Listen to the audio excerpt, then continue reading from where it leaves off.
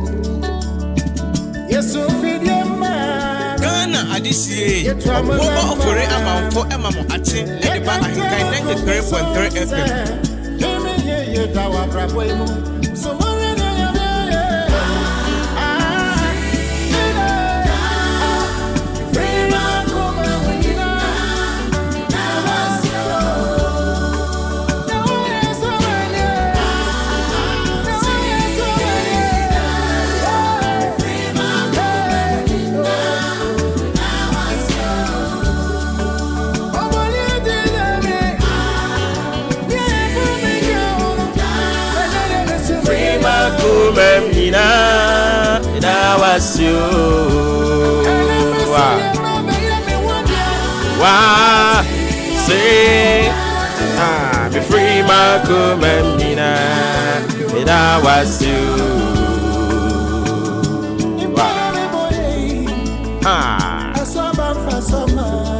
I'm pop.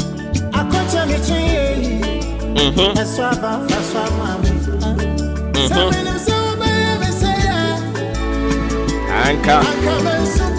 Oh. Minyami. Debio. I say, day, my kumemwa, me da was you.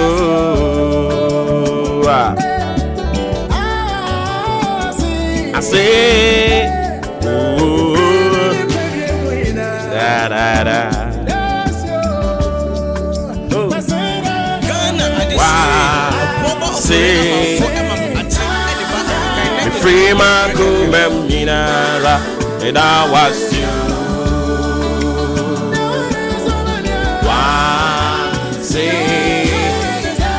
Say day, wasidu.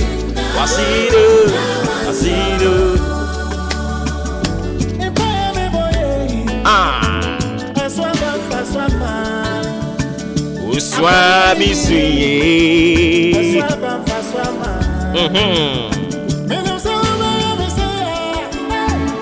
Ankama.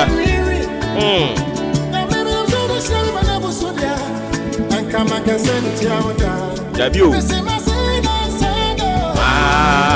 Say that you free my kumemina, me da was you. Say that you free my kumemina, me da was you.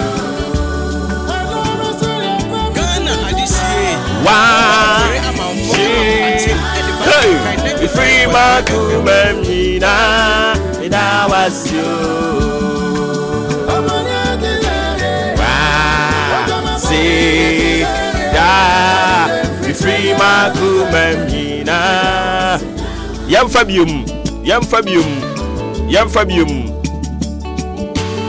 It's another day, the 23rd day of May 2023. And I have brother. I said that you know come ready. Amania mi kumudina. Where you me? Tiano.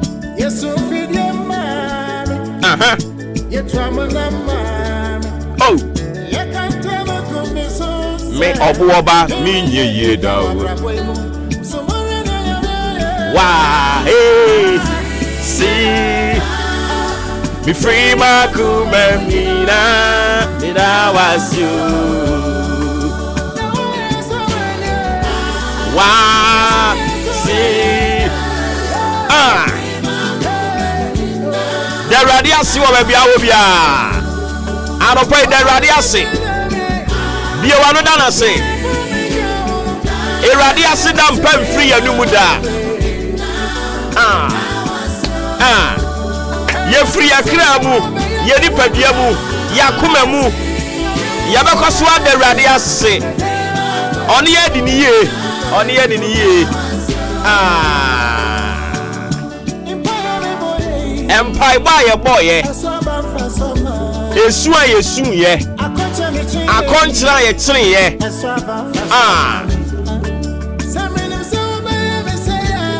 Anka ya kasa bebre. Ye ne nkrofo ani nkomo. Onyame aye bi. Waye bi. Hey.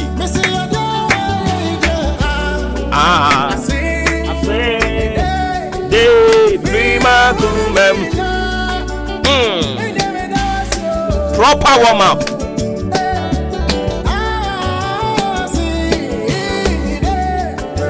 Prima kumem. Adia no manin kofom. Aha yesiba. Yo, be free ma kumem. Nina.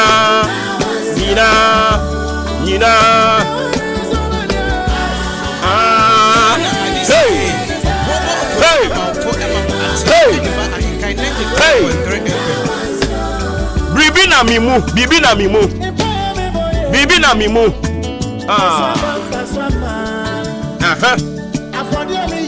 Afori aye boy eh. Esu abamfa so ampa. Anka ya amfa yesika nkoto bet. Dabi. Yedi nkomododo. Ma se da be free ma kumem nyina da was you. Yeni abushi asante ni nyina. Yena wase. Eradi yena wase. Wa ma ye wu. Wenya ya nse atamfo nsa. Asedan koma o. Oni yedi ni ye. And of course, we live on Ahenkan 93.3, your family favorite radio station. Yes, in Konya free sub break up himself pa 10 ebebo for God encounter matching and an ibre ason. Baby, I will be a pacho. Me ma watching Namamu Akwaba Eddie Abashuni so. On behalf of the team, Udi Ahenkan Kwame Yaboa, Ajumpa Hini Kofi Mensa Kobike Kwame Asante Billy Man. Ye chechi amunyina ni amamu akwabu. Anopa isa ahoden wo ho. Oh yes. Sene ye ya no demu wa hanom no wankasa bitimi adi adanse ye. Isa ahoden wo ho. Ode ye nkwa acha ye. Ya sa babiom ye beto asum kese ne so. Eye for God encountering. Edin amejeso. Obo ba ofori amanfo. Some 50 minutes into 6 a.m.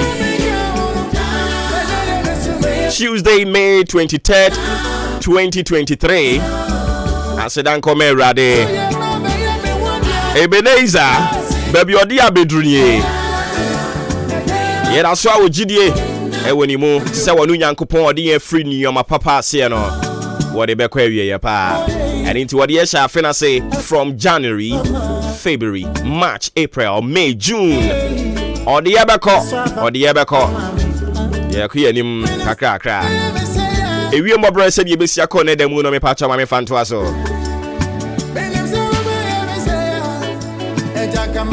osia no pay me kan chiro se ewiem ebete kakra ewiem bete na ye ko yen anim no obon se nsuo no besan se de yemu no na no nti ye bebo chenku ewo ewiem awia nso be nante fafa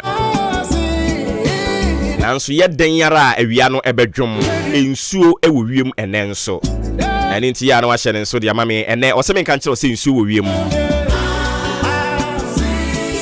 enwumre bremu no ensuo no ebeto epoe mantem me ya hodo no ebi enti me pa che wiem obre se de ebesi akọ ene damu no ene na medi mu amane de ama wo no anopayi oseme kan kire se upeja uti ehwe wiem a bon se wiem ate enye se ate asa akeke o Kodane ho di nsu aba ene nti ya na wa hye ne nso o toto nioma no ahwe kwan abefa so abetoto na wo ho anko kire o me da si bebre ewi mo bre se bi besia ko ne demu no eno ne de ato adwumadi ne so de ama wo no Maakye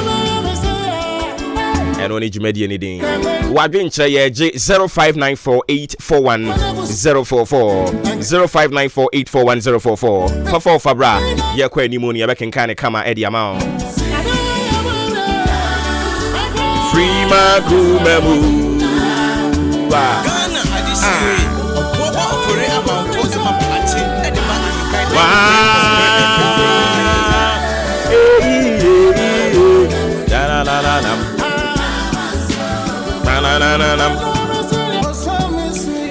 Inti yendra ena yeshe asem fufuro bi ase e wa ha no mo ye toa so ene e de ama e ya me ma remfi say yedwumade ye di ne live from the national studios of Ekuafra Koma, precisely yawo Achim Abowabo.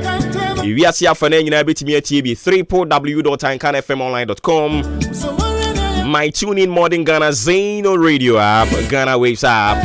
Ni nyina o Google Play Store and I say App Store. Oko hono mo be download the apps no. Then on the apps no search for Ahenkan 93.3. Baby awo bia obetimi atie ndwumadi ahodo ayedi e wo fie ha. A free Maakye. You could see the last show. Obetimi atie ni nyina.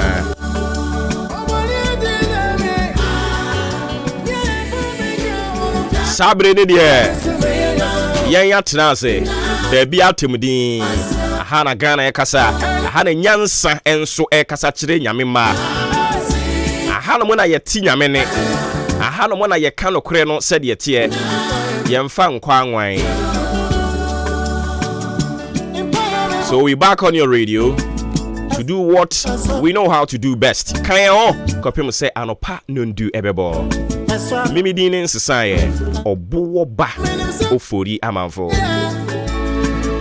Onyankopon asem wa ye de ebro na watwe we mu nyina enra na ye hyase a ye pa ho ntoma de kire wo ene nso so Nyankopon de ye nkwa ache yen eni nti ye besan atoa so ma ansa na metoa so no hon kronkron se mibisa wo se wabɔ mpaye wo de wo kra ahye nyame se ne wasre ne se wo mmra wo nsra ban mu wo de wanam ntuo nyina de ahye ne nsa wapɛ obi de wabrabɔ a wo bɔ ne na hye ne nsa na unya nye ya akwanya na bie me ma wo sa akwanya no wo ne otiasefo Nyankopon wo ne prekese gya na ndu ofiti krutia na ne ho bɔ afiefie mu no wo ne sa Nyankopon ne nkasa bompaye na danase se yekoda sa awufo Awurade na madom ni mobruhu so ama no pai ye kenkan tiasefo no yakan akan yen so aka ho bi enti fasedama ne din kronkron danase afi wo wia ne wagyae wana montuo wakɔne abadie nyina wagyae de ahye ne nsa na wasrɛ no sɛ ɔmmɔ wo ho ban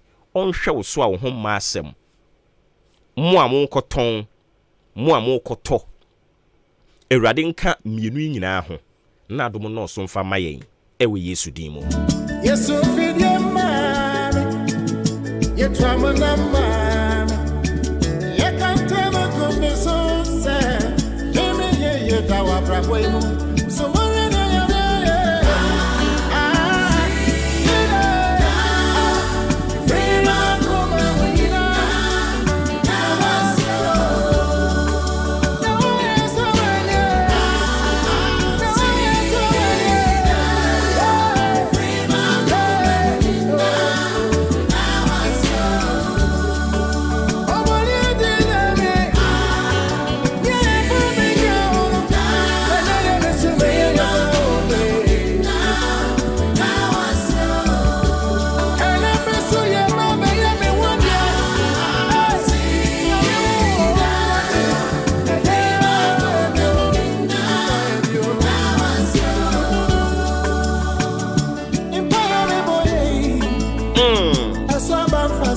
so abamfaso Inti asem wa ye treat yes just trust and obey fa wo ho to so na ye oseti fama no eye hwan a Onyankopon yese fa wo ho to Nyankopon so na ye oseti fama no na ne awo ye bia be ye nhira ne wo do nsa be ka be ye nhira ne wo do wa no be ka be ye nhira babia online ebesi ode ho bema wo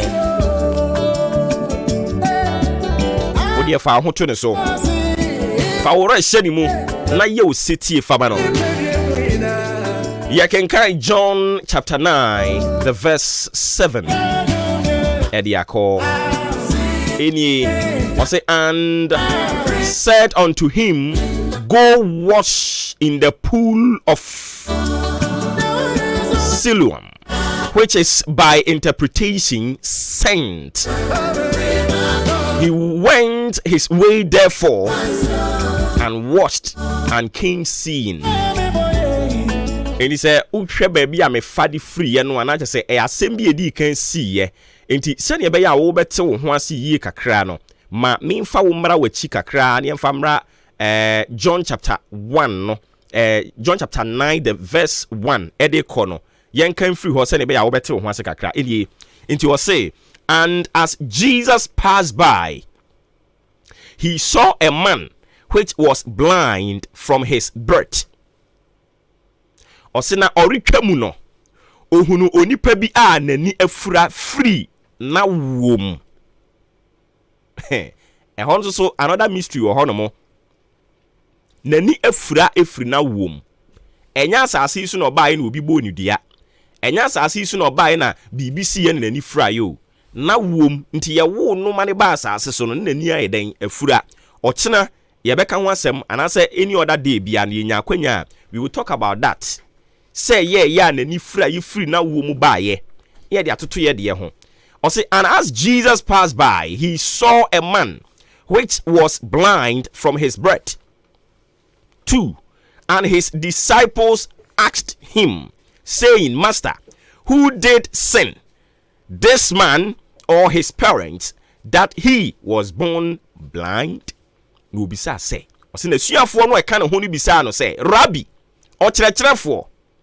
Adana brantie in a near free na womb ebaye.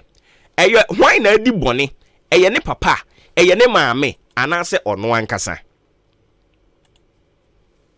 aden na baba wa wei ohuru no se sabri nka wose nko ware bepem sabri onware ye aden eye ono na di bone eye time a no ono no susu se ya baba wa no emema bi a wono mu egoro ye ono mu san ye na ama bepem sabri yi onya nware ye onya nwo ye onya ntu kwan onya nya adwuma nye ye onya nsi dan ana onye hu ne ho anu wa abrabo yi mu saa papa yi saa maame yi eye ono na aye bone eye ne papa eye ne maame eye hwan ya 3 no Jesus answered, neither had this man sinned nor his parents, but that the works of God should be made manifest in him. Yesu buase won say enyo mumu bia na aye bone enyo ono abrante no enyo ono ababaawa no enyo ono saa papa no enyo ono saa maame no omumu bia anye bone nemmom sede onyankopon nani onyam ebede adi ntia nyankopon ya adoma wo kena yebetoa so ne ye de ama wo asem no mema wuremfi. The main topic in say trust and obey. Trust and obey. Nyabotre ne fa wo ho to nyame so ginidi se waka no obeye eye bre na ode ye bibia. Trust and obey. Se wote ni bi na se firi nyame a eye men hesitate immediately to suanamo na we hunu awrade ani onyam ene ya kan de si 3 no ohia no abrantie no ne nani afurafuri ne na yam asuafo ni bisa ne se hwan na aye bone ono ne papa ne maame oso mu bi anya bone o se so mu bi anya bone dia ade ne saa mane se itimi to no ade ne saa wo house itimi to no anu yi ode bae ne se said ye be ye awrade ani onyam ebede adintia said ye be ya se nyankopon hira ne hya se eba efiofuo nyina de o mani be hunu because o mu hunu se wo bre na fe o ma hya ase abeji Yesu Kristo nyankopon no a ye ka ne ho asem no God the Father, the Son and the Holy Spirit no afei na wo mu gidie ewonimu no na ehwiri akonanim ye de na de besi ha no mo nyankopon ya de mo kina be san ba beto aso so de yankwa chen de a nyabotre na yo city from Awrade na wo ye wa fam de na wo gya de aka de ma no a o ye gya nyankopon ɔyɛ ɔbɛ nyankopɔn ɔyɛ wɔn kronkron nyankopɔn ɛyere so kyerɛ so sɛ dɛn ɔngu w'anim ase da ɔfrɛ me ɔbo ba ofori amanfo yɛde sports ɛtoa so yɛwie a yɛbɛsan babie mu mpanimfoɔ ama joining in live anɔpa yi yɛma mo nyinaa good morning Hernandez Fidel Hayford Yakoba yɛde wo message ne bɛtoa so Daniel Coleman Yakoba yɛde wo message ne bɛtoa so say good morning watching you live from Ahafo Kenya number 2 Jericho and Chiankoma Honorable Patrick Bano MP4 Esutifi North ne deɛ ɔde baayɛ ɛno no Kwesi Amweni ɔsɛ watching you live asama kɛse good morning ɛnkɔ ɛmfa mawo wahyɛ ase a wɔyɛ politics Yakoba yɛbɛdi ho nkɔmmɔ ɛde ama no anɔpa yi yɛyɛ nyame adwuma yɛwie yɛkɔ aba bɛyɛ yɛ ho fi na yɛbenada sports up next yɛnkɔmmra Abozeke Sports. Jagum. This is the moment we're waiting for. Ladies and gentlemen, it's sports time!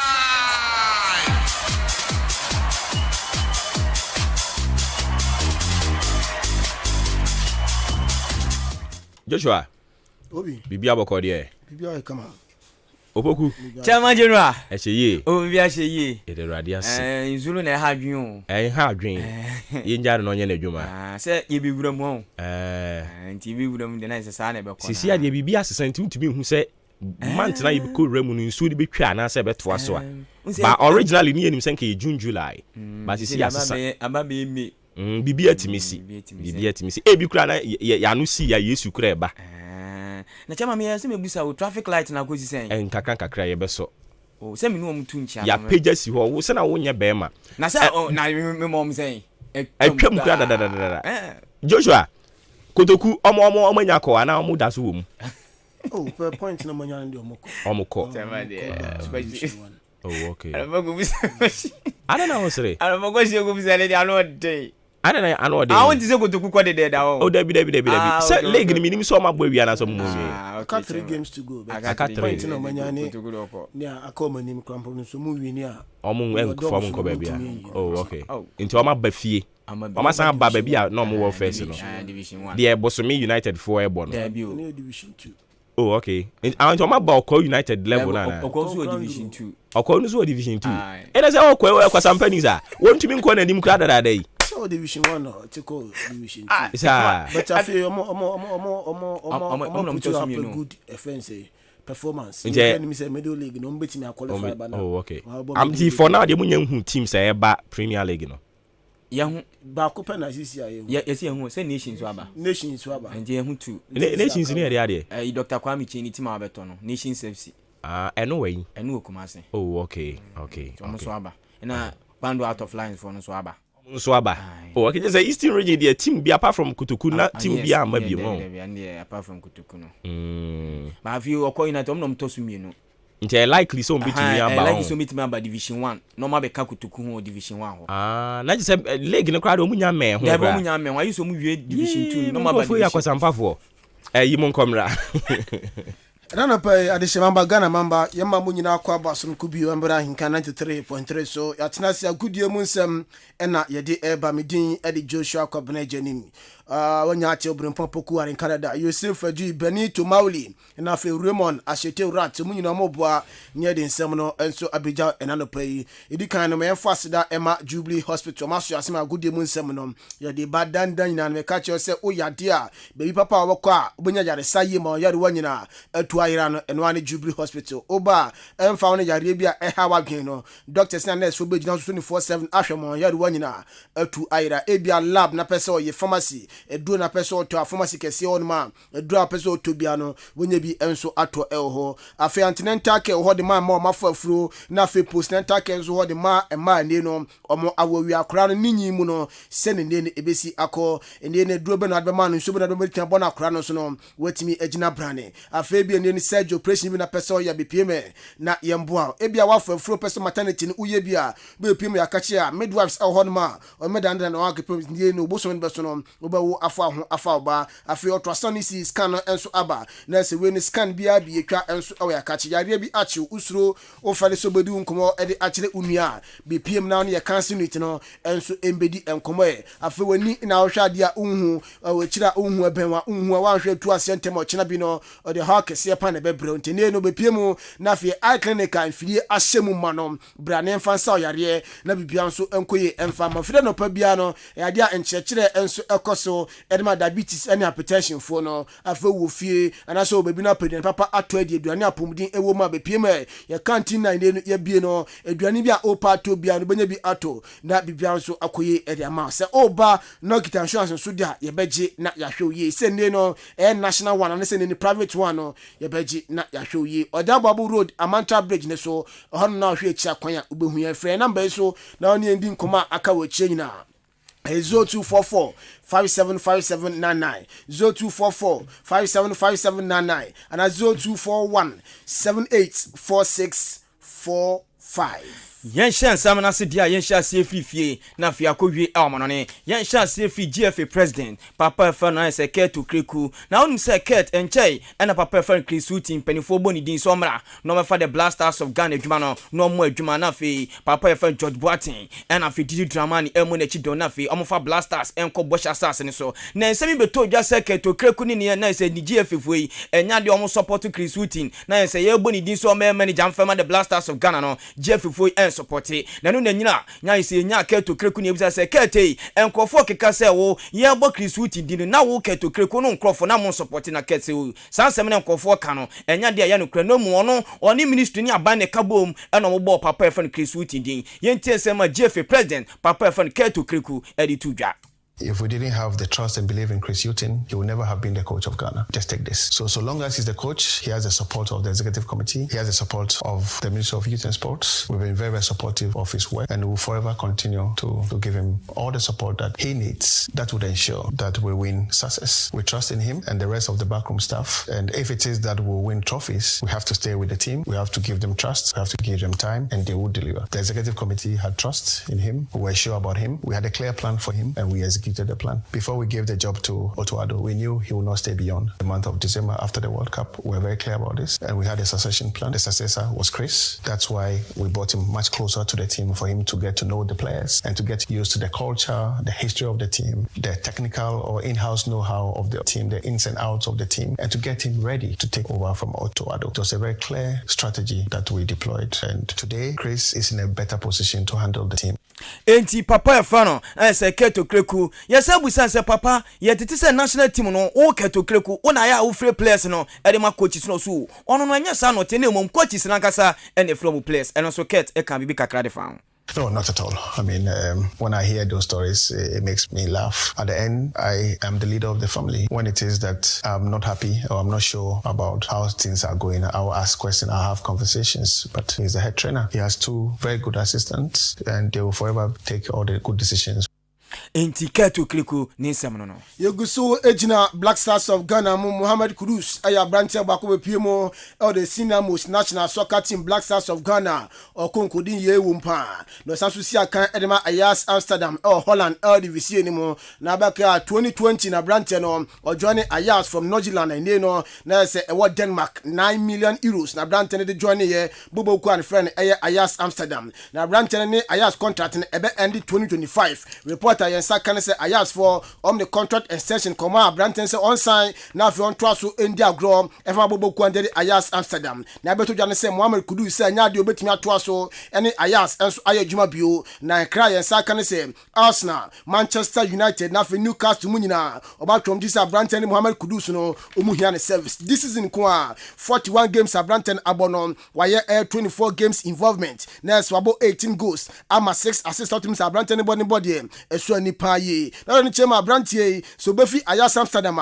na ko join club bia 40 million pounds brantie Mohamed Kudus e befi boku ande de Ajax Amsterdam ye free Kudus a ye nwura mu e the Black Meteors of Ghana unse enche Africa under 23 Cup of Nation ni betodwa e Morocco abonte so na fi ho na ese teams a on be Africa nem enso ewura mu e France na fi Olympic Games no etimi akoso na coach Ibrahim Tanku wono ena eche se Ghana under 23 no wono ena e coach oni Michael say wono no mukam tibo na fa mu badwuma na Ghana ye group A yani Morocco afi Congo Guinea ena afi yani ade wo group ma enya semketo tournament no enso betima start 24 June ena tournament no e shase na afi ewie on the 8th July ena yese tournament no eba so na me no ka say enra ena coach Ibrahim Tanku ato no start 22 months kwale say momrai na mo start preparation no starting ne pram na afi ye wie pani asone so na afi ya to nsafra boggers fo ne kakra abeka ho na afi Ghana yakọ say ye betimi aguram enso France na afi Olympic Games no yetimi akọje a na hwe players a coach no eto nsafra ebi ne Dalad Ibrahim wono etimi koi afi William Eso na yese two goalkeepers we omutimi koi afi Elom Esa wono so ekoye Augustine Randolph ekoye David Opon ekoye Abrante fe Nuhu Tanku wono so ekoye Hafiz Ibrahim ekoye Samuel Ashikwe etimi koi Yaya Mohammed etimi koi Yusuf Razak etimi koi Emmanuel J etimi koi Akwesi Opon wono so etimi awramu Dominic Insobila eno so etimi koi Abrante no Sebesta Simba wono so koi Isa Kuka wono so etimi awram Emmanuel Apple wono so etimi awram Sedu Stratch etimi akom ana fe Derek Fojo wono so etimi awram Twain ana just ne coach Ibrahim Tanku edom shape preparation ase enso e pram na fe asone so ni aton sefra boggers for no na fe akọ se ana 23 Cup of Nation ebekoso e Morocco Ghana yebetimi akwakoche enra Ghana Premier League no match day 30 game back eba so the Upak ho na achim odan Kotoko Royals etna fe Kumasi Metema Asante kokochi omo bo mekani miensa Kotoko Royals omutimi ache kanu bako Georges Infege Umba ebo 2 goals edma Kotoko na fe Rocky Gamana enso the goal bako epeso cemetery victory no edma aye Kumasi Metema Asante kodoko Richard Zikwe enso etimi ebo goal bako bo amanero Kotoko Royals omutimi enya consolation bako na after the game na coach and Eddie John Eduafo Jr. Echechima the crunch and kugo no ebaye. It's a hard luck, and I would say we didn't defend well in the first half, and that was why we considered the 2 early goals. But our boys showed a good character and attitude. They came back strongly. We had a goal, we scored until we went on second half. We were thinking in the second half things will get better. We played very well, just that they had some few chances. They utilized those chances and they scored.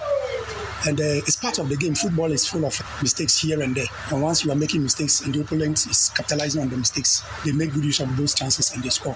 As at this moment, mathematically, Kotoko Royals is down. There is no way, even the 3 matches left, if we are to win all these matches, our points will not be able to lift us to where we are, to where everybody expected the team to be at this moment. It's unfortunate that a newly promoted club has played all his own matches away from the home, and that has been a contributing factor.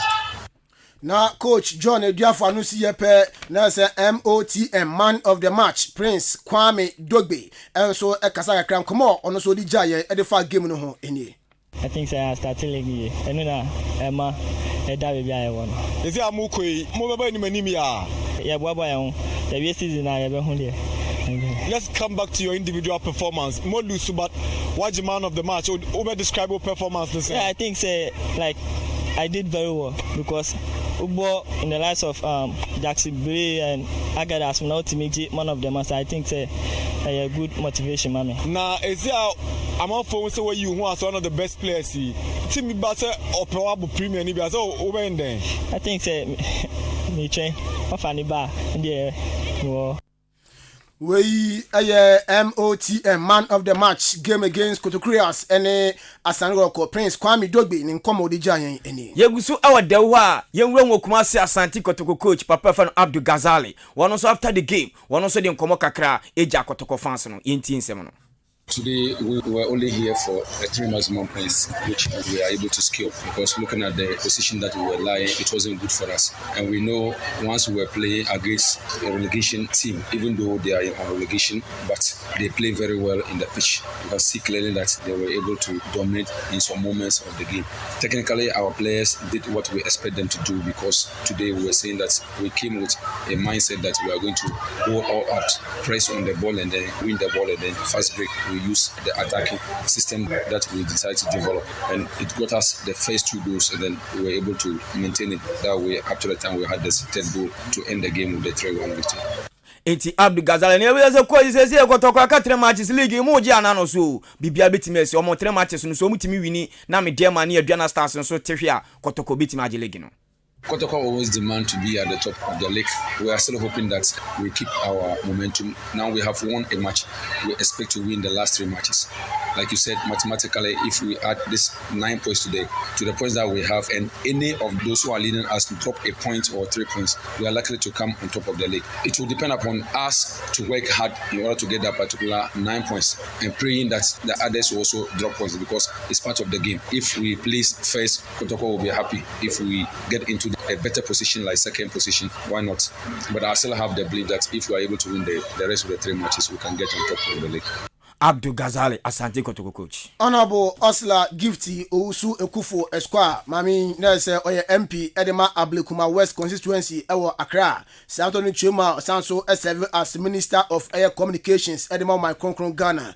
Na mami wo hwe na chi pa dia Nese na chi efi achim dan ha na mami na ya ade bia otimi se ade asu ani ye pa. Reporter yensa ekran se basketball hafi handball ni volleyball court. Mami no enso AC we no multipurpose game center. Mami ni AC ewo Old Town Anglican School ni emu na papa ene no odi makoti na ohwe se dwuma bibia betimi akoye no onabo papa ya wane no ono so assemblyman ewo Asane electoral area ochechire mu se dwuma die no yesi wi a ni maintenance na fe kwa be fa so be wisu no sei na besi akọ we are any better kwa me so I didn't know about it with the measures be better to say be ya so chami bi se wo mo anya fenya yes an ko hwe no no nkasa ba no ba be nti why na do nse wetin ya man na yen so a ye je the maintenance no ye be hwe se be kwa be so be timi dey manage so na enu aba no de bia bibia o ye bia no sabe ense won hwe kotokuma na eso nti wo yen so a enclave na wo hu nyina ni kotokuma nyina na wo ye de ama because just I see center ye see sabe nye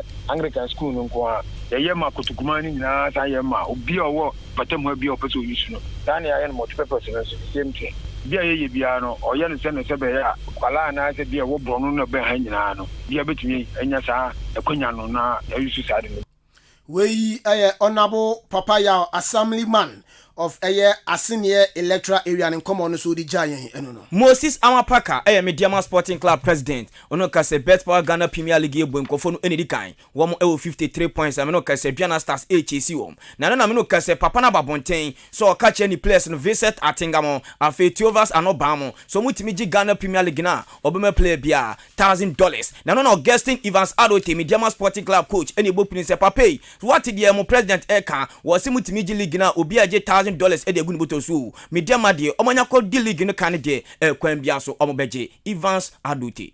Oh yeah, once we are there, trust me, we are winning the league. Trust me, we are winning the league. I told you my dream was to come on top of the league after this game. And lo and behold, my mission is fulfilled. So trust me, we are maintaining the top spot until the final day. Enti Augustine Evans Adote no. Board member Edema Accra Hearts of Folk Alhaji Berima Akambi na Sunday no Hearts of Folk Edin Senseme ewo Accra Sports Stadium abro mo tena fie ma Mediama Sporting Club ene omakasa no ombechi omubom ekanim enum yaminsem mojo mutimi eti kanu bako no na board member Edema Accra Hearts of Folk Alhaji Berima Akambi echeche mu se sisi ade omuhu ne Hearts of Folk team no ne ene ese board members omowie mu rules bi ene na ese ye bia no o put it down na so still na as a team no akoro be would dey show my bottom crampa obewu.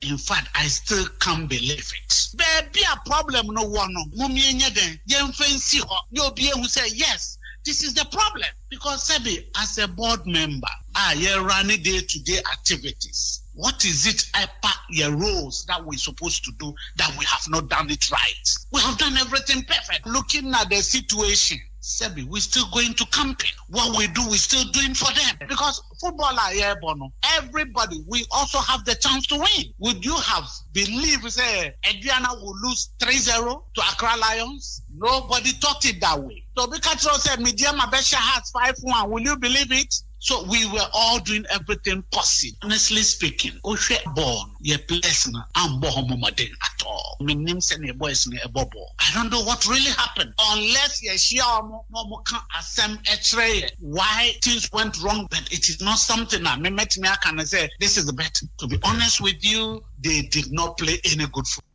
We board member Edema Accra Heart Ufok Alhaji Berima Akambi.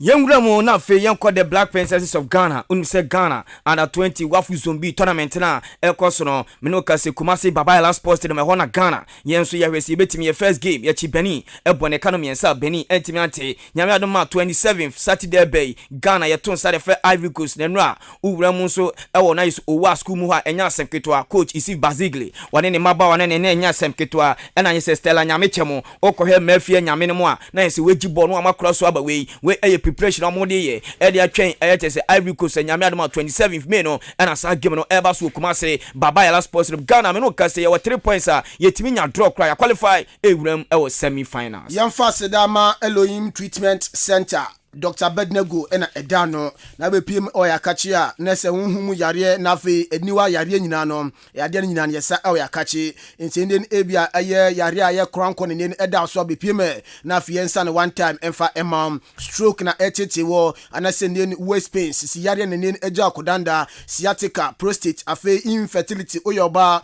untimi emfefro infection bi na wanya anase typhoid ulcer asthma liver problem kidney anase ne wakoma ne no owo habi ewo ho abepiem Elohim Treatment Center na fe Dr. Abednego entua center paso enfama abepiem ewo yakachi a 30 Ghana cedis folder na fe card nso de 20 Ghana cedis pe ne bo kra nyeden na asemde ne se ye o machine ne no na se na dwuma yere ne bo forma obepiem a na se screening na se ne massage na pesa o ya ye de bo na bibia so etimi akoye edi ama ye was special FMM massage na aba we no a good elma mama stroke na fe sciatica no obepiem na mbada machine so antempaso ebetua sentempaso edi amam uye no susi nchan a ye de Abednego COVID test na enso aba we no coconut tetewa one time ebetua se edi amam every ahwema jatum se do eye onuma enkofa habia emfa embro upedro bi atwa Kennedy drugstore ewo Odna station ho na dodo na obonya bi ato afere nchema Elohim branches no so no say na etie kopie mo nkokwa ebi ho boso afe enum eni kofodu anyina no obonya se obohu ye enso ho bepie mu ewo achim down all right area honum na se ne Dr. Adi ne no eye opposite ho na odoni chema 2 weeks bia no of Thursday no doctor enso be pie mo ene ayarefo enso ebedi nkomo na asemde ne se Dr. 25th May Dr. Ankasa eba na afeni ne ayarefo yare bia 82 bia no bre na Dr. embedi nkomo all right na bibia nso entimi enkofa enfama kede de everyday bia no ye adwuma enso ho fre number yi na onye endi enkomo aka we nyina 0547 10388393 0547 108393 0547 108393 Yansha CM free La Liga and the games ni bi baso Celta Vigo Tunsa Afe Ginora Afe Real Sociedad Tunsa Afe Amelia na fe Revalo League Bobo Kono Atunsa de fe Barcelona Bobo Kono no mo de ayantamso Afe England so no enra game bako baso our English Premier League no match the 37 Newcastle etna fini Leicester ekoti ye go anto biatenemo avoko piem Italy so AS Roma and Salantina enso ekoti game no and 2-2 Empoli enso etna fi echi Juve ebo mekanim ena Juve etekanim bako yenwura mo de pepe omso etimi agi league no eti weekend yenwura mo Germany a enya asemkito ha anopa ya kensem no ya de akire wo Chelsea new coach Obanidin Adi Mauricio Pochettino na Abrante de nsem da tudwa se ohia striker na also de ne kaka ma wakopiem Juve o Abrante ba ko and Dusan Vlahovic no o se Abrante 70 million pounds enei Chelsea for ewuram na fa ko fa ma PM Chelsea na bibia nso akoye damo Yenwura mo Magpies Newcastle na wo St James Park na je say akono emra mo to sade fe Leicester City game no obi anfa ball Antwerp na me no kase Newcastle etimi qualify ekobo UEFA Champions League nenra na ni jesem abana tefen current tripia wono ana say Newcastle no vote ni say player of the year no wo mo di saba support no ede papa na coach edi hey wono so bone mrante na baso so okoden omo so etimi akon at long last Newcastle afie Champions League no ombetimi akobo bi no oso bone mrante ni abaso afie oboss Saudi Arabia for na baso so so di ni sika abehye Newcastle boboku na say ayakona obi I support Newcastle boboku Mikel Arteta anso send player Granit Xhaka eko na okodia orum Man City Ike Gundogan abrante no reporter e ban so don so obeko enti say Granit Xhaka ekodia Ike Gundogan eye new replacement na me no kase Leicester City say former Chelsea boss papa friend Graham Potter dachi bia no mo e na so mo di adwuma no na for be manager e de ma Leicester City boboku Lothar Matthäus anso akasa o say Bayern Munich onim say na coach ai ne no Julian Nagelsmann na abrante no e bo adwuma Champions League no wom bi Pokal Cup no wom league no so no na o challenge e no de abrante no si nten a o mkofa Tomato Hill e baye Tomato Hill baye no kupa na se Pokal Cup no we free mo Champions League we free mo league so no e ya hwere no na Lothar Matthäus e chire mu a o say ahopepre bi no kofa abrante andin e de e Tomato Hill abrante no ko e Juve na o mo hwe abrante so e Germany ni na so mo Germany ko mo Juve di a e so mtum kan kofa no na mom no mu ni gidie e wa abrante andin e de Julian Nagelsmann me no kase Manchester United akadwie no mo ni abrante fe Neymar etimi awie e no papa fe na say Calafia president e de ma Paris Saint-Germain watimi confirm say Manchester fo agbapima say ento ankosi tama season be na wie de na Neymar abaye Paris abaye team fe no Manchester United player Juventus Sunday no me catch reo ye di si say eye dey cry Juventus point no ombeti ene ye da sore ya 10 points yate edi every Juve point a omo enyamu na opi ni amititi ni say e be so 2 point bi o sa point no si ye ti o ma e be affect o next season nti next season no ombenya point deduction nti ombebo abeti kana san mo ma se point nti Juve assembly dey otimi say omkoto Ronaldo no affect o ye pa siko mutu ya no otimi say e ade a affect Juve boboko ni ye pa kwese City dey na am kwanso ba ne bi no City dey dey won nti Juve transfer dealings bi am ye no sika kom nti mnu ka say dey o ma bleach contract no nti 10 points o mate Juve ahwe a Champions League no onko bi so be kodi a this only Liverpool mo one ye mo e be pre Europa League na se Conference League no na bibia so ko de mai Anthony Martial so no Manchester United so mbeton no nti na no ada omne bond of game no okosna bu coach Eric Ten Hag say umbu ade a Toma kutokuru ya enyeme so nti obeton no ye di si ha na ye captain in the morning obo fori amanfo ato asumdin edi Joshua Kabana Jenim wote wo borempon opoku warenkan achiase mayor sanso na Yosef Fajiri ebuaye Raymond Asheteurat ebuaye na fe Benito Mauli ene voice no pepe na gu maya yedi bibia ebejao captain in the morning wo boba ofori amanfo over to you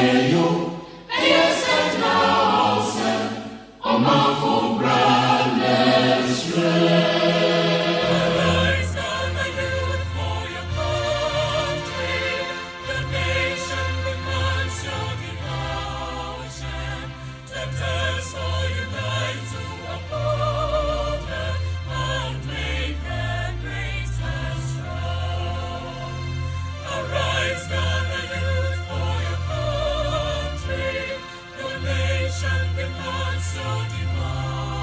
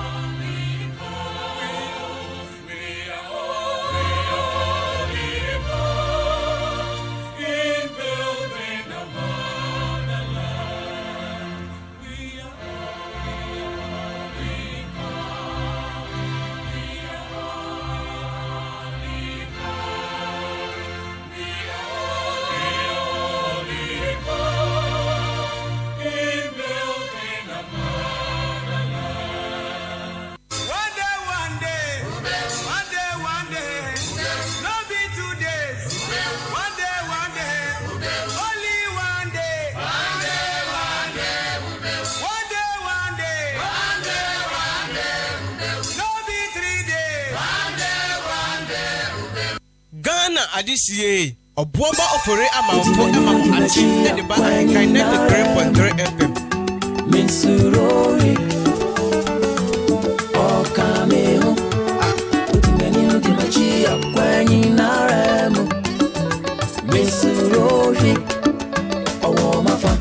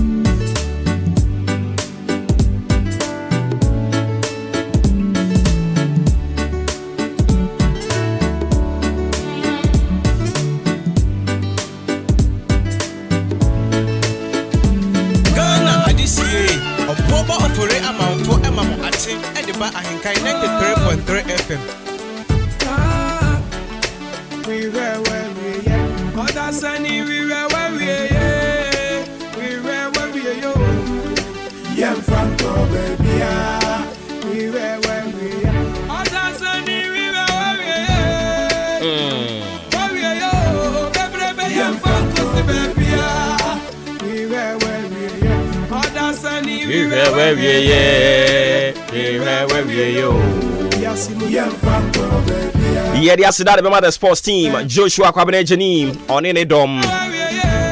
Update, what's the one did in the amount? Oh, my Simano Ebia Sanai, and Abuapa, and Opanon so home. Marchini Jumedian or Fremi or Boba, or Furi Amanfo.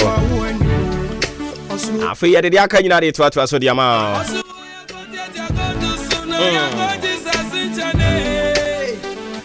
No, yeah, no, my answer, no, yeah, some no, yeah, Bishop, some no, yeah, some no, yeah. Ghana this year, a bomba of a amount for Emma Ati, and the back and kind of 3.3 FM.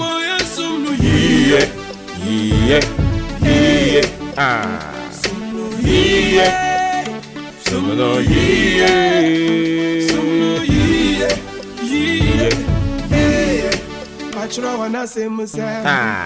We were na inie. Nene tlene. Nyaka nyina be ya wodia. Pachro wana se musa.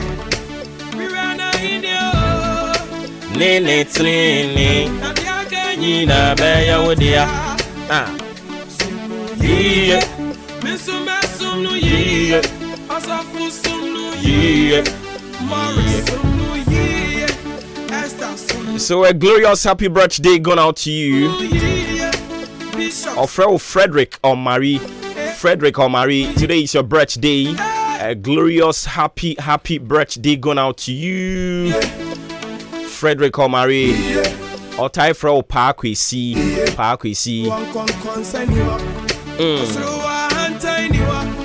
Osro mi wo we ni Osro ha. Osro ha. Osro ya go ya go do so no ya go janintano. Hey. Sumno ye. Ye. Mama ya sumno ye. Ya sumno ye. Ye. Ya ba sumni ye. Yere wo da chinti obra kwenti afutu na de sua wom de bema o baransa na no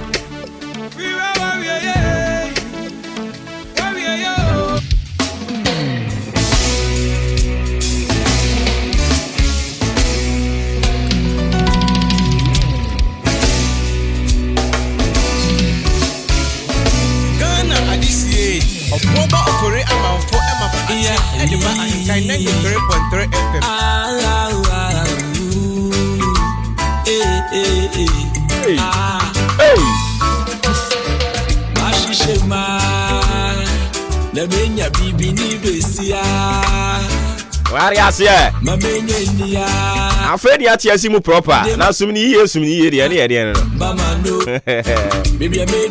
hey sama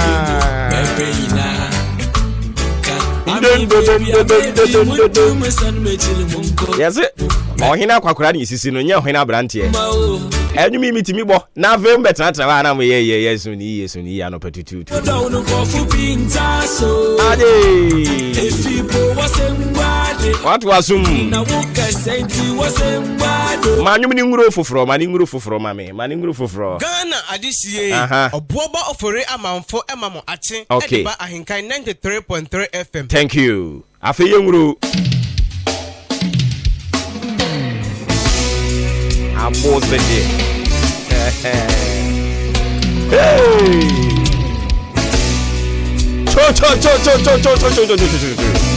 hey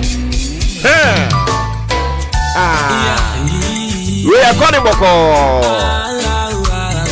fane boko ni anko efie kuma no na menya bibi ni besia mamenya nia ade amemende makumenyina mama no. So a glorious happy birthday going out to you, Frederick Omari, aka Parkwisi. It's your birthday today. A glorious happy birthday going out to you.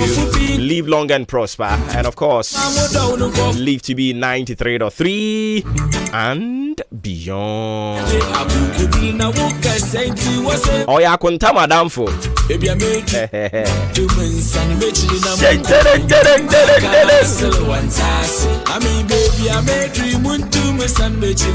Debut. Adwa Roberta report to.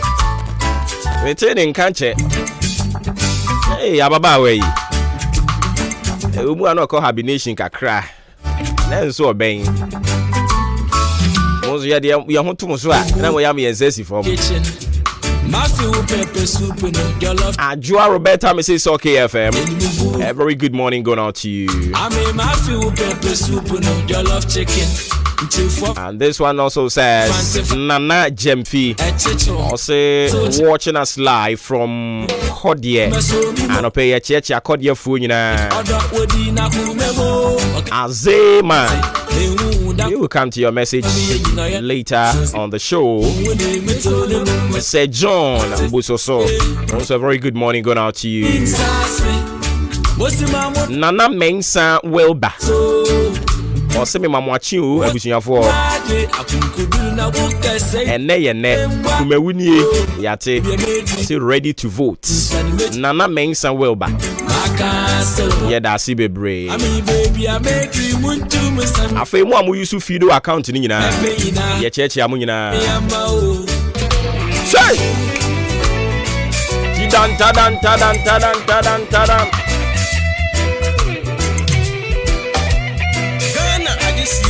Obuoba ofore amamfo emamu ache Ediba Ahenkan 93.3 FM.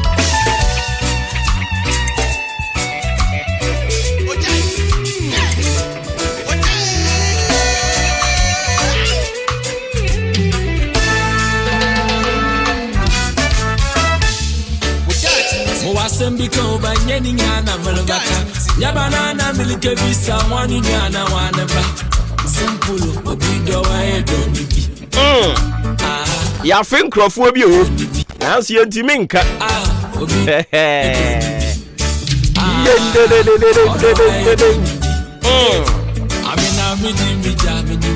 Ese say ya ho eni aye bom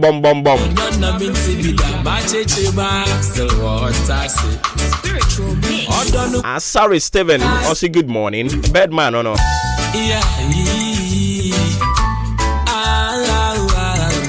what that chinti obra kwenti afutuo ni adesuo wo mi yede to aso de ama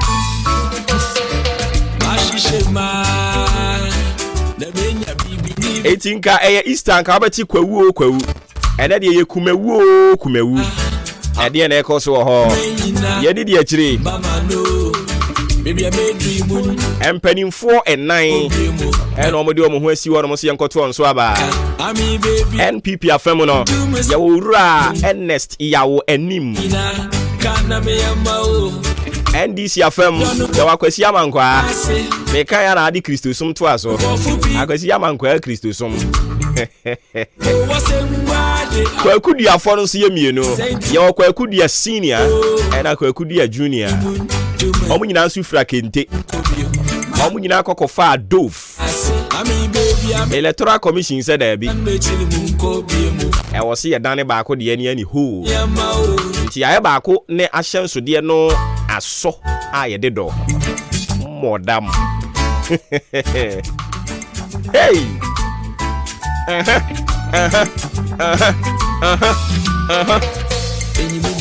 you do love kitchen. Oh, Matthew pepper soup and you love chicken.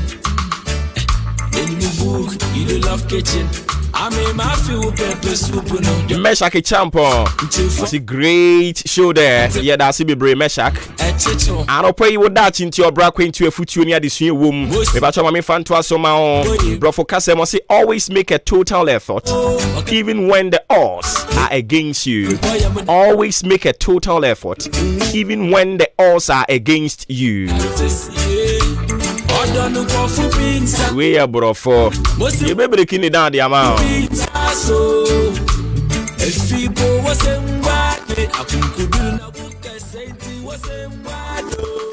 I was so we had the being seed that I was so we had the ubiquity be that you see always make a total effort even when the odds are against you.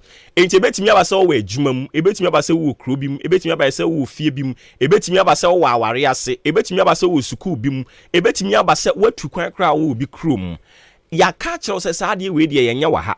Ya ka kire se ne apesa o ye yen ha obi anya ebi dawo. Enti o sha se wo ye pena ye mo ahyew. Madam, make a total effort. Ye dia obi nya ebi da. Wabusua nim. Yes ai yede ebusia no ye ntu kwan yo yede ebusia no ye nsi dan yo ukosi dan ya ubewu madam me man yankrofo ka kire wo se yebusua nim de yesi dan ya yewu o try se obekosi yesi abusuafo no ayebi abusua fie no ayebeku ato atwene o ka ye na bowu hu na won so de o ka ye no wabamu abu ne wo se wo ye no mpese obeye ho anopa yi wo da chinti de nipa nyina se yenye yie ne nipa nyina se yenye ha de yenye we no mepa cha kokoye wo ya afei edin hwesode kese de beba omo a omo abamu abu omo ka so mu tu anamon bia na ya be huna won wo ya brantie yenye fie ha de wo toka ye be ku ato atwene oboa se nyankopon wadom na obetumi usika betumi aso ka no ato twi yenye ha de wo ya wadwen so obesi dan ya ye be ku ato atwene oboa se usika be so a me se nyankopon ka wo ho sidan papa dam yenye ha de wo tra se obetu kwan a ye be bo aba oboa se nyankopon wadom na kwan na bia ntantana Ghana ha Jifum ko bobra. Always make a total effort, even when the odds are against you. If you hamra no chere say, yen hadye ye bon wanfo, yentimi ne be man ntena say, we ye mi kunu ena mene ne te. Yentimi ne be man ntena dan ba akumu mfra ne mi kunu. Aden ya eno ne the odds a ewe yen yabusuam, eno ne ade ewe yen yabusuam a enna ye maame mo beto ye papa no beto ye onko kam ye nti a yen fie ha de emma no obewo edu a enso obi ya ne papa ka kire o mo se wo obeware be ma baako obetena ne ho na woni ne bebwa kwakora agbabrewa ka kire wo ho ni enipa nyina se yen ha de yen ye no ka kire ne se wo nyame bi nti obeyama na boroso. Always make a total effort, even when the odds are against you. Adwuma ni mu ye bububu anichie. Adwuma ni mu ye bobo akutia. Adan ya wonti bi da si ama position. Afekura le dandan ho. Nya wo ye ru ni mi se wo ya de panko adandan ho. Ye ni yiye. Koso aye na ye mamumpi. Mo makoma nteten to mo ye mo madwene nya dwuma. Always make a total effort. Yadi asawo nsa ya judi ni yadi ama ho. Emu ababu mu kura wo mu die yire wo ho ye asori ho. Ya ma opposition enkrofo bi so mo ntibi da se ye frɛ elder. Dan ho se kura coat no kwa nya wotre twi so. Semane mo eya men hyetete Pentecost fo elders no coat ni biem. Shed ye bebo ebetumi kura komo mankrofo nda de yesu bi na mo ahom mo dade nso na hye yi coat ni sa no a wo se ye hia wo ne wo se be manie sheda tete to so omo hunu wa omo yam nhwon chechiri adwuma fatu wo ntiri so awa kam ye ntia ya mane obi na edi ade no koso yakoto aba no yeto ye ware me ne Ghana fo agimi atum o ma mi ni me president o ma mi ni me MP o ma mi ni me minister tete to so nyabotre upie kura pe obi oni mu nsamna na ebo ni oni wachi utisi fom ani ahyase ono abo ni monyamfo na eba no ni odidie me ebidie shedafa to so. Always make a total effort, even when the odds are against you. Na shewurade anuonyam woda chinti so so betieti dipa no a onko anim ensem ni bi wo ho no mo ya wote a wadwene kura se jansem twuro adwuma no kura DC bi wakire ha yesi was kan sem ya kire nsem twurofo so ensem twuro no te sa asem no wa hwe adwuma no beja ne ya wakeka na adwene kire nsem twurofo sometimes wuti bia eya na ya were ho. But se wo se obema no abu nkam afa wo so a onko wanim nti da bia fa hye wotirim se me dia hoden be wuram ena no asema no obi kan se wate se yesensem twero adwuma no sika nim nti no de na nani je ho ba se si ya no ate nani so ena me se ate wani so akra chekọ ye beye ye de nyanti ani so ye be koso atwe afo ye bo ye beye ni ye beye yie nso. Always make a total effort, even when the odds are against you. Yenim sense am for adwuma sika nim but yes no an ye beye. Ya kan tam se ye beye no boa. E danwem kura e betama papa ho atoa so. The nkrofo se we de oye nye no ka chom se wo ye beye ye. Krista sum bi nka ho da chinti. Kenata etoa so no aka ye nsem. Wo da chinti.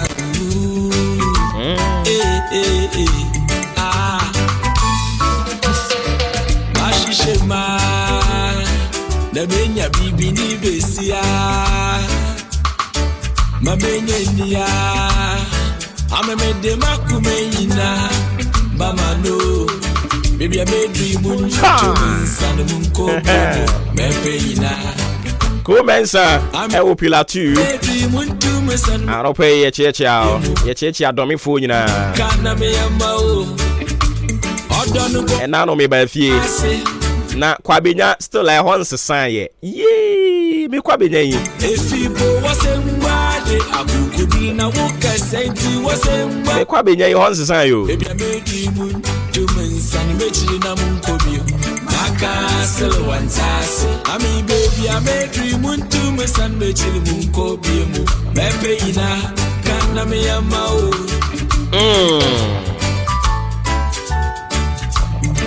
Hey, Doche.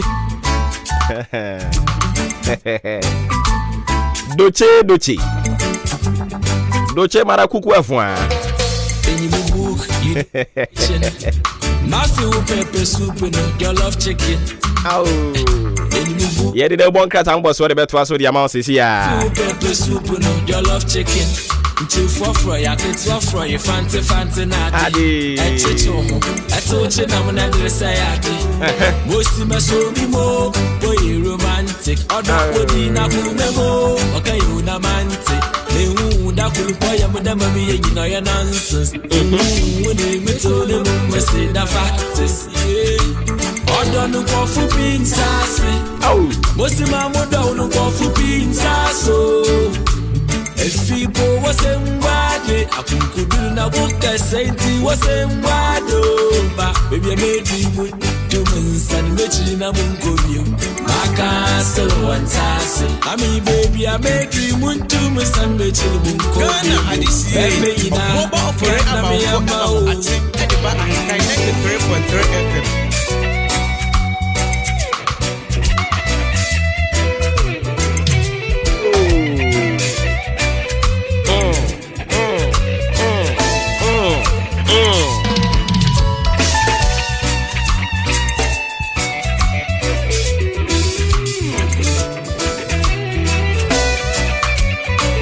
Okay, Uncle Fomboko, thank you.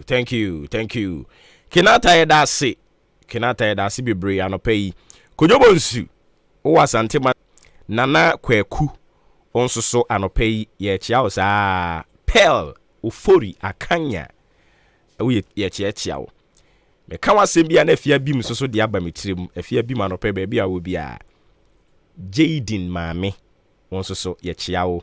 Gladys Ampa bin ono so anopai ye chia no. Adwa violence, Adwa Roberta, machia odada. Jiri se bibia boko anopai. Ye beko na fe ye de bon krata mo boso no so de atoa so. Man kesi mfo na bedwa so. Nti ye beko mo ho. Baby apia dri ho ne friend say. Say end round the corner chi na ne wasan de abena him. Hey, I asem ho. Ena mi uze upia corner chi kakra. Ena ne wasan apia abena nim kakra. Say ho ye de Over the other manase. Nyame adome so ho ye pa. Adwen bibia boko. Nyame adome hene ba na so. Me nyon hene ba mumu. Sa. Se papa Yesu so yo hene. Me pa chow bebre ye sheda mfanko fa ho no mu. Yesu ye Yesu. Na so yo hene. Ana Dabi. Me nyon hene ba. Yesu nyon hene. Yesu nyame papa. Oh, okay. Oh, boy, mama, baby, I'm called JHS now. Yani, ya great assas, no, I just saw Abram Poma. Not me made back with great assas was a lajiba. Oh, they be and then I'm going to say, papa, never find your papa, the allergy. Let me see him, papa, the could you say?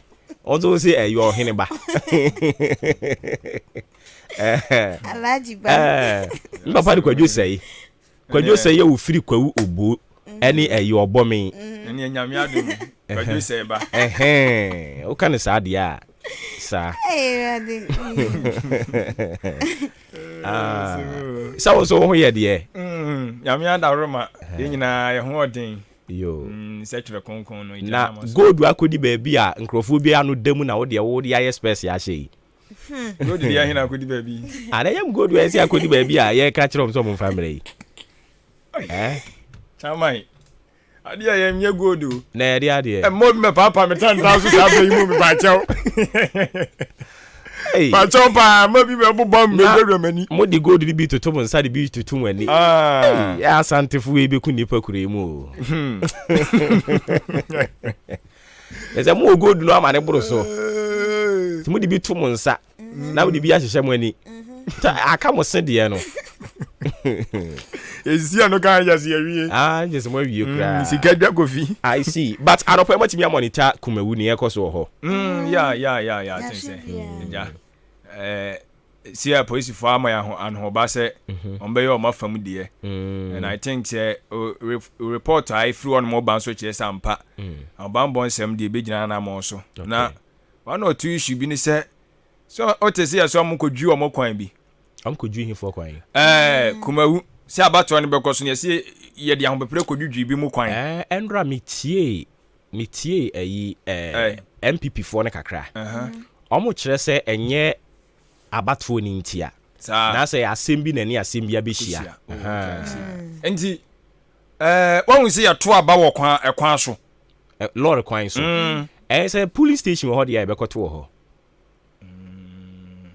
police station wɔ hɔ okay si etimi police station yɛbɛtumi abɛbɔ bi wɔ ahenkan ha nti wɔn bɛtumi ba bia wɔn feel sɛ hɔ yɛ convenient a yɛkɔto aba na ɛbɛboa yɛn no wɔn tumi bɔ police station bi wɔ hɔ nti sɛ wɔn otu bi wɔ kwan so yɛn sɛ ebi ɛhɔ nso police station hey ɛna police station aboa nso wɔn ɛne turo wɔn kɔ dwi hɔ no wɔn adwi kɛkɛ nso wɔn kɔ dwi kwan no so nti police station bi wɔn alocate ɛwɔ kwan no so wɔn to aba wɔ hɔ okay tiɛ no na wɔkɔ akɔto a na wɔhwɛ kwan na akayo baabi a wɔsɛ wɔto kɔ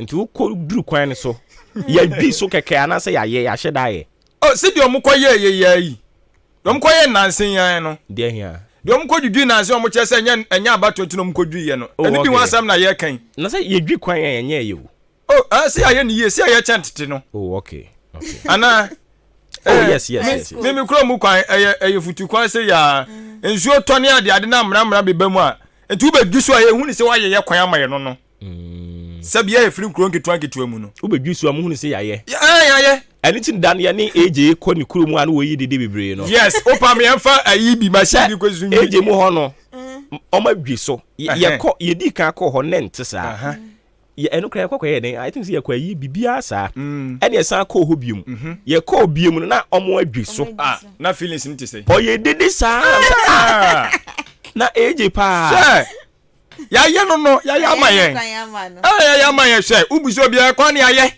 nti sɛ wowɔ akura se na yɛbɛyɛ yɛ saa kwan yɛbɛdwidwi so na yɛayɛ wɔ kwan yɛayɛ wɔ kwan ama wo ɛne sɛ na ɔmo a wɔasene ha deɛ ɔmɛka sɛ yɛayɛ ɔmo kwan no because mahu sɛ ɔmo adwidwi side and side wofiri ɔfrɛ ne sɛn inanana no wokɔ ayi kwan no so a wokɔ akra kwan no so hɔ no ɔmo adwidwi so a de akɔsi ɔmo de akɔsi fa I think sɛ man so or so okay yeah nti ɔmo ne sei no ɔso ɔmo mahunu tuntum no bi saa nti we do mehu sɛ adeɛ bi tum no ɔmo no mahu bia nti ɔmo deɛ no deɛ ɔmo bɛka sɛ yɛnyɛɛyɛ okay ba yɛ asɛbi wɔn nkuro nketewa mu yɛ AJ no mo saa no ayi apradefoɔ aprade deɛ da bi aprade kura ko ta wɔ bi wɔ hɔ ebi wɔ hɔ tuntum mmerɛ mu saa no keka kɔ hɔ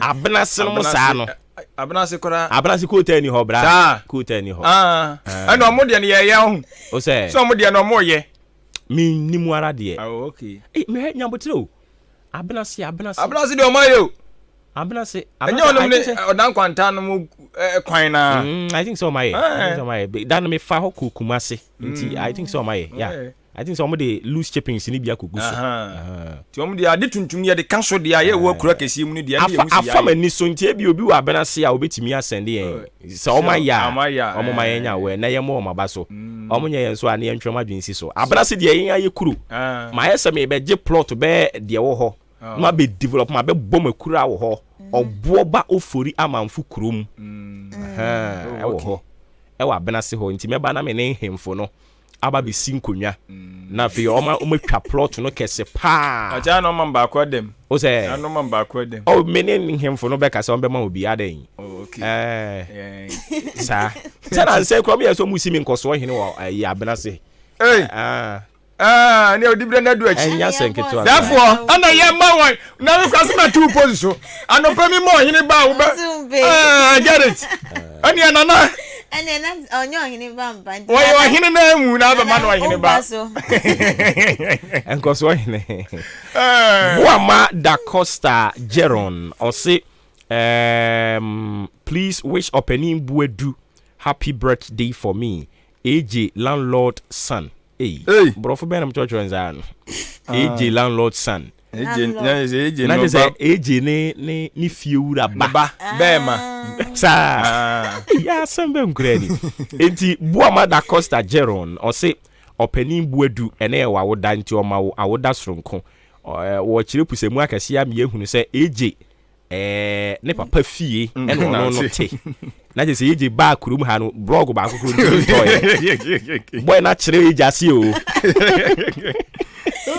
hey may Almighty Yahweh remember him for everything he do.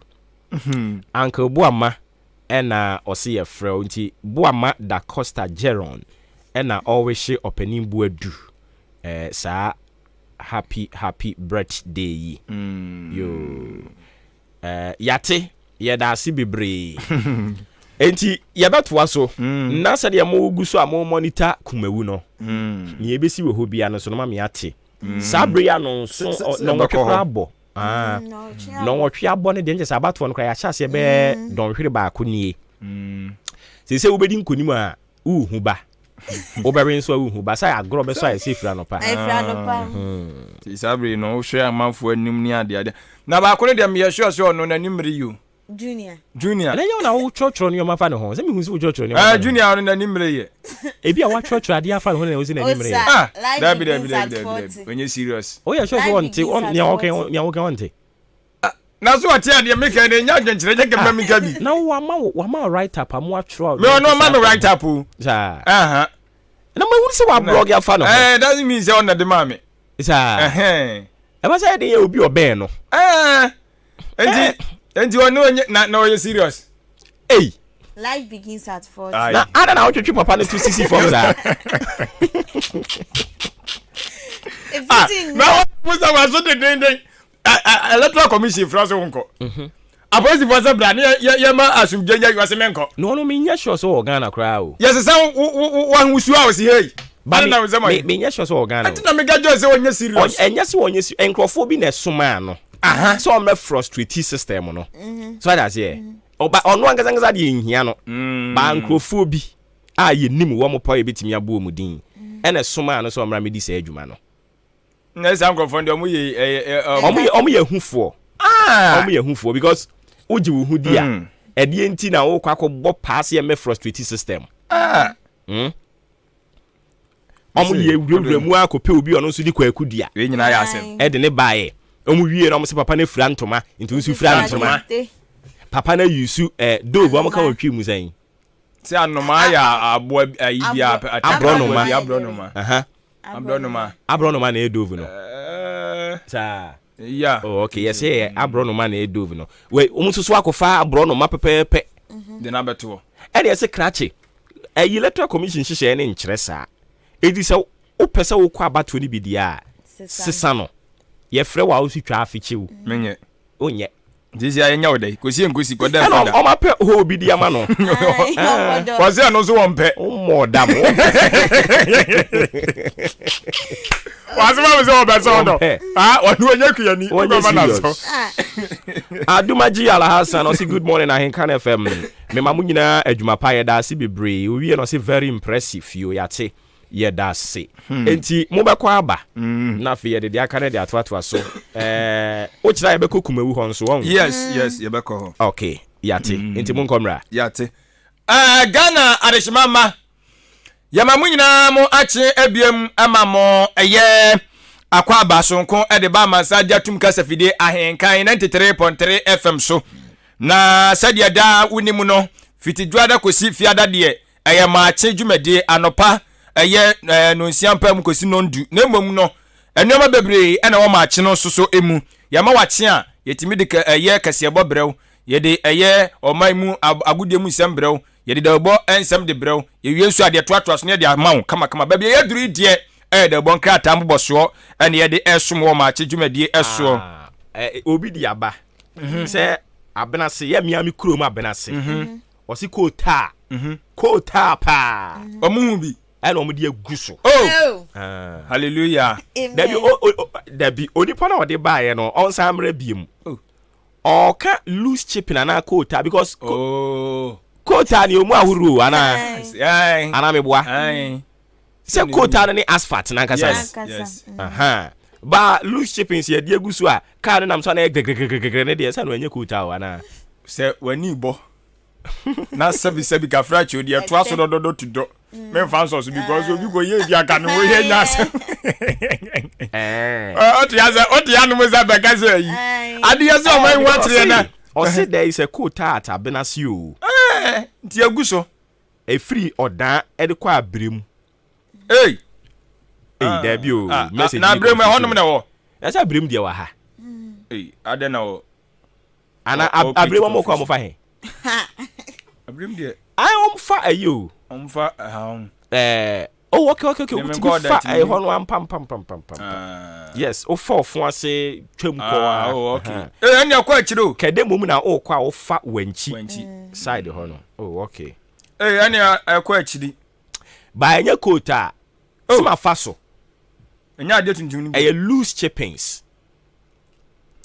dia ka ne nam so na ye dede no ebi se ano ne ye chen ye die omo ye ma ye ade no ankasa no abitimu se nkrofo person be kirem ayi number na blink mo mangrofo nkirem e wo se ye mangrofo kirem nya se e be wie be gu su wa kire ho o da bi obi antumi fangu me so se man conclude se ma fa so bata fa mani so e di se etisa omo wo ho no ma yente si we nya bibi bon dabi we di man conclude se bia ba ya no fo ne de yaram for ne hemfo yaram for ne hemfo recording members for no na sa recording members o ma no mukuto mo explanation different oni pa se den ananya ya ha oda ko sin kokko Madam go sin kokko nkokko se ekota ale nko atum ko efi achimo da ko sin kokko ekota nko mo ye sure no sakora awuja bi mu da botre anya ne kota ne shase efi anya oda nkwanta so ekura shase efi oda kuru nu angasem da bi o se efi oda and anya sa no nipa kan onipa so kasa free onfanto so I don't say efiri odan ekosi nkoko yes kota nko kota hey mo so mo kan se mo on na ka so na dia ba dabi se ye de ade atuntum agusu no de no wo ho ba ye ka ko ana me na minim won mo de kota bia ye kota ne mo u kota na o kada bia no no ya minim se friend kota no ne asphalt no ana nye sa but okay ebia na enye no ne friend sa enko for send voice mail ne edin yes yagu ma ko de ba bin ko tie bi mra to de o tie aba no mayembo boso e ba ne ye de atum e ba ne de Ghana no na me de ye de excavator bedwi so amesi ya ye me kwan amamia na wo ye de say chipping so say dey begu so a won na me ase entabusa for ye ko atrabia no so no nwoche abo apa ho sima no du pepepe na wo de na bo say adai ye kan kire ye obo ba say say ye ko ta o continue say ye loose chipping ye de edim no say de ade tuntum abegu so anya asema me kan ya na dawi ede man ka say ye ede man ka say ye mo fa cheme ma ba basa ko ta de wan sheda because o say me de na ka me ka contractors for ne brofo ye wo first coat, yes, second coat, na third coat.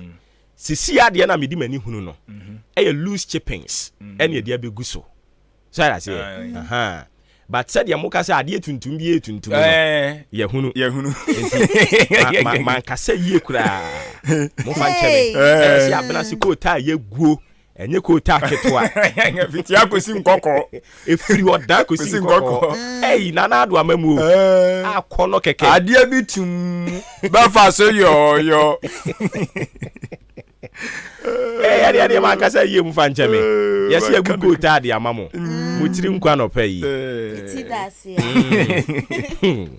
engo ala mi am kai so sabo majam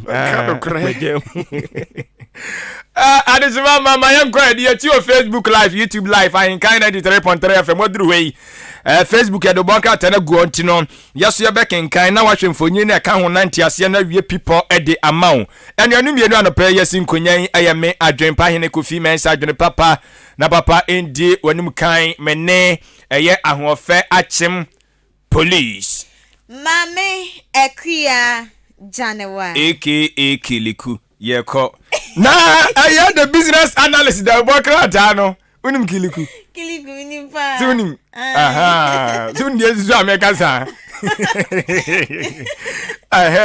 enti we akọ kama phone wa tin pie free ni mame no atu ni udi so ba ayi anu aye bi ni wa ye eya to ma bi sha mo si eyi fo omuto nru no na obehu ni ba hye na tina etia ni tina ha nyina asa konko beto nwi na utimfu the business analyst da waka ta na busiafo ya di Evras ya di amawo na wode eye opanyini a oman sika kuba tan no wotria ano eye Dr. Ernest Addison wode ni mfonyini e di aba wokyere mu se we di asem de esan se Bank of Ghana fo hu se de ahoche ne sibitia no so omkoso ase policy rate no omu pijam a wanhwe na Ghana fo chese enyo om de kura amanfo be light no sisi am no kase de chese policy rate no wo mo ampijam wo mo ma na agina babie gina ti agina waji chemu no aduonu enkron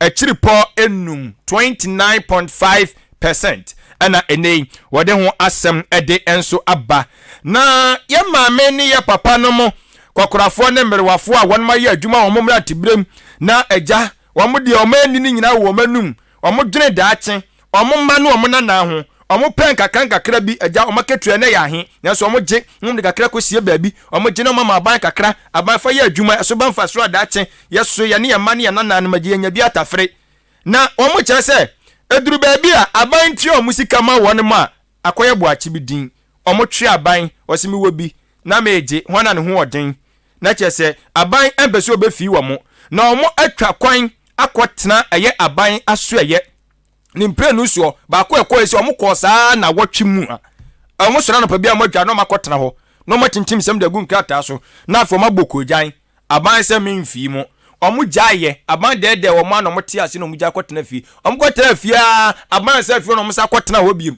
omu sa kwotena ho no mu aban se fi omu se be konen prensa so ti da boka ta di aba ede ne atete ne atepui ana no ba ko bi omu koya abofra bi kura de wo se onana na hwe wo mu ti si omu ja sku omu ti fi omu di onana chi ko ho so mba jo mu sika onana do ho na fama wo man ente wasam da boka ta ede aba na owie ye no na wo kire mu se abosbodi adwumadie bi so akoso a eno aye 2023 Ghana Manufacturing Awards entiano so akoso na wo kire mu se hwe aye pharmaceuticals for na o masesa awards do na chese nya asem keto no so asem wo de aba Kumawu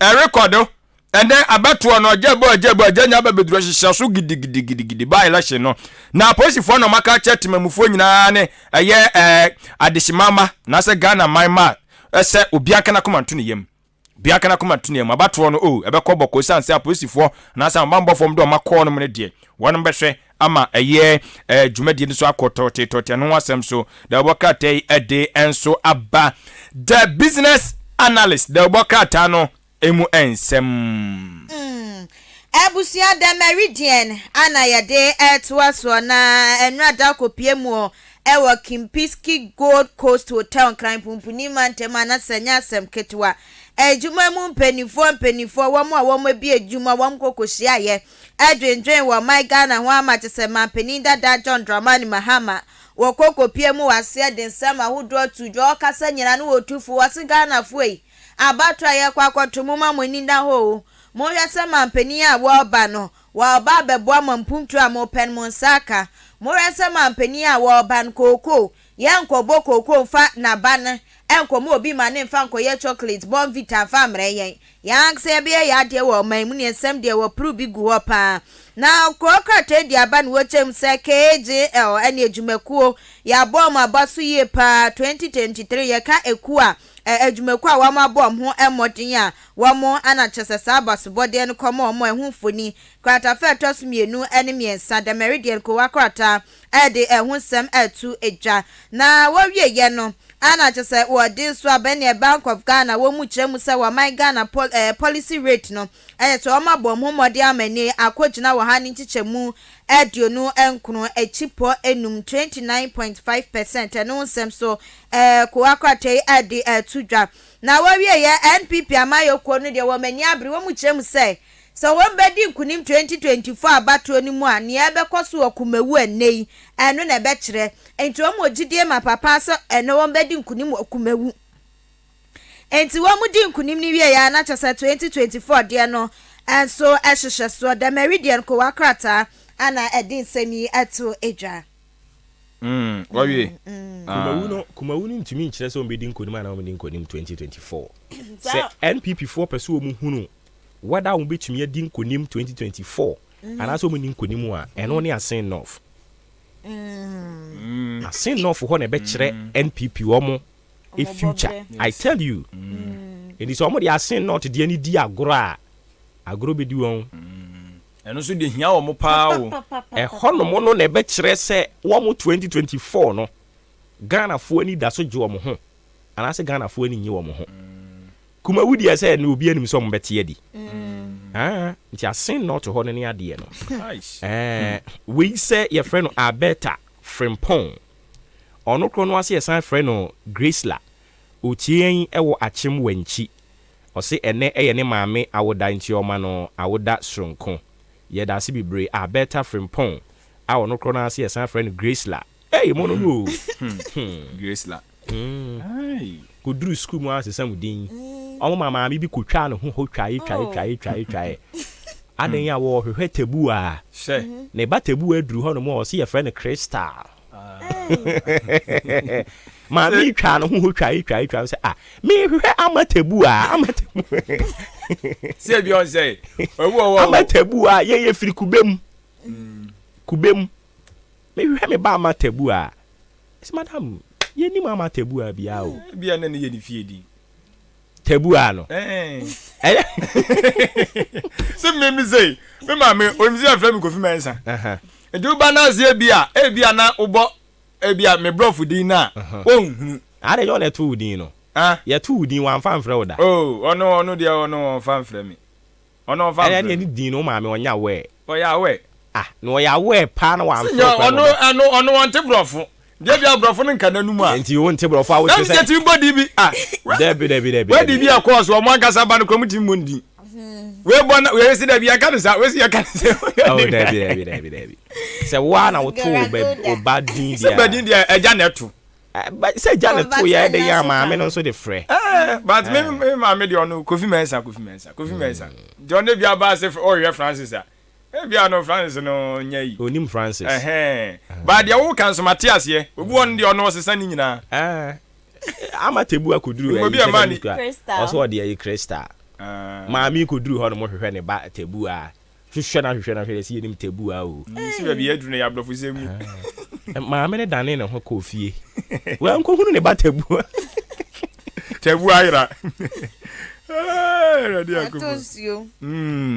yanko na the uncle revealing the truth ana wade ensema wode ode abanokre no ana wose wode na didi akire ade hye no mu na sem no ekasai abadwako mu na hwe kokko adwumade ntoto yaso kokko board fo yaso matintim sem de gun krata so ache se omde akoma the uncle de obo krata kro ya se wonom keka nsem bi ese omo pamo kokko board fo pamo omadwuma yafuo bi no mu omsenya no kore so omo pamo adwuma yafuo bi a munya adwuma ni bi adi tenso nsem da obokra tedi abate ka kokko board so dia na no ane odura Joseph Buahin edu ti odini fonyini enso ede aba ewa hanemo na owie ya no ana wode aye chief of staff aye maame Frema opare fonyini di aba owie ya so aye local government minister ono so odura damboche so fonyini ono so odine di aba enti aye maame Frema edamensa bonkum so saa ana oru adambotwe dam nsa nifa so ana wode nsam na hye mu ntam ana wo kire mu se nti asam ni dibitrina wo kire mu se anka ne aban krache ne aban awura anamo sam no kasai wonoma aboaboa mu ho wonom akoto aye kojan omde bia bo mu ti omnan omonsa ana omatitim se bagu nkrata so ana omatia kurom na baby omudi omani akire no omukọ mampanyini aso ye wo direct straight ani asemo koye den omuse hwe aban de omuka ose MMDC is for no aban de omuka ntiaye okay so man to say yinaba na meka no bo wonders for no sisi na say mo kwa sabi mpredu asaka fracho de ode yale paso nya mo kwatabo mu nyina ga ho no ani mre na je de oza fine but your finance ministry we cry said beto Bank of Ghana for account you what there when you asem na go to upon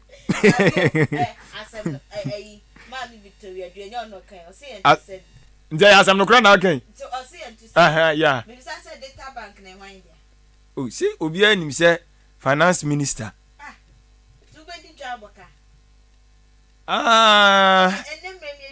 daddy ye ni mo kamum but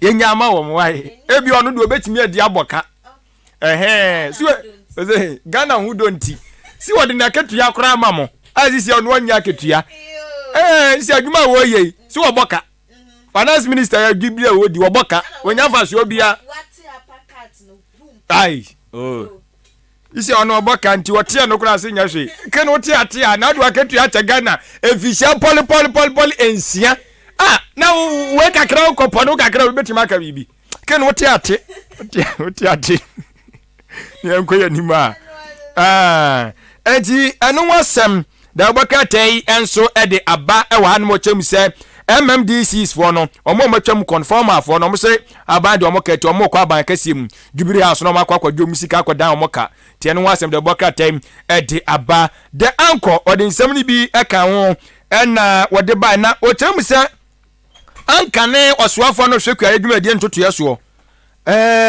wapam aka na wapam aka dai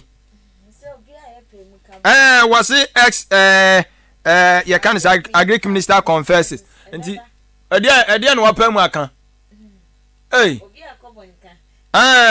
bonika we dia no aden enti bonika kora agric minister former agric minister owura Dr. Free Akoto wakoka no yise onya de anko na watimi so akan na watimu enchirimu se maka cho se yedi ani mutebi wono ma wo nya no se de o se be pese wote ase fa no the anchor the oboka tani mu ensem no ebusia ya the new crusading guide ana etwaso na kratafa toso miensa ene eduni mu ana wode maami Jane Mensa mfoni abamne o se ne waye nanu afenese no wo kase bi pa na sama wo kaneni abre ho se ne enu ada yedi kan bo hu dewura ne yera Benjamin Banobio electoral commissioner Asante regional betu dwechemu se ensem bia na ekokọ mountain so the two independent candidate we say we so chemu se sansem ni nyina no enya nokra eye fake sansem odi betu dwane no anene Mami Jane Mensa ono so aba besi so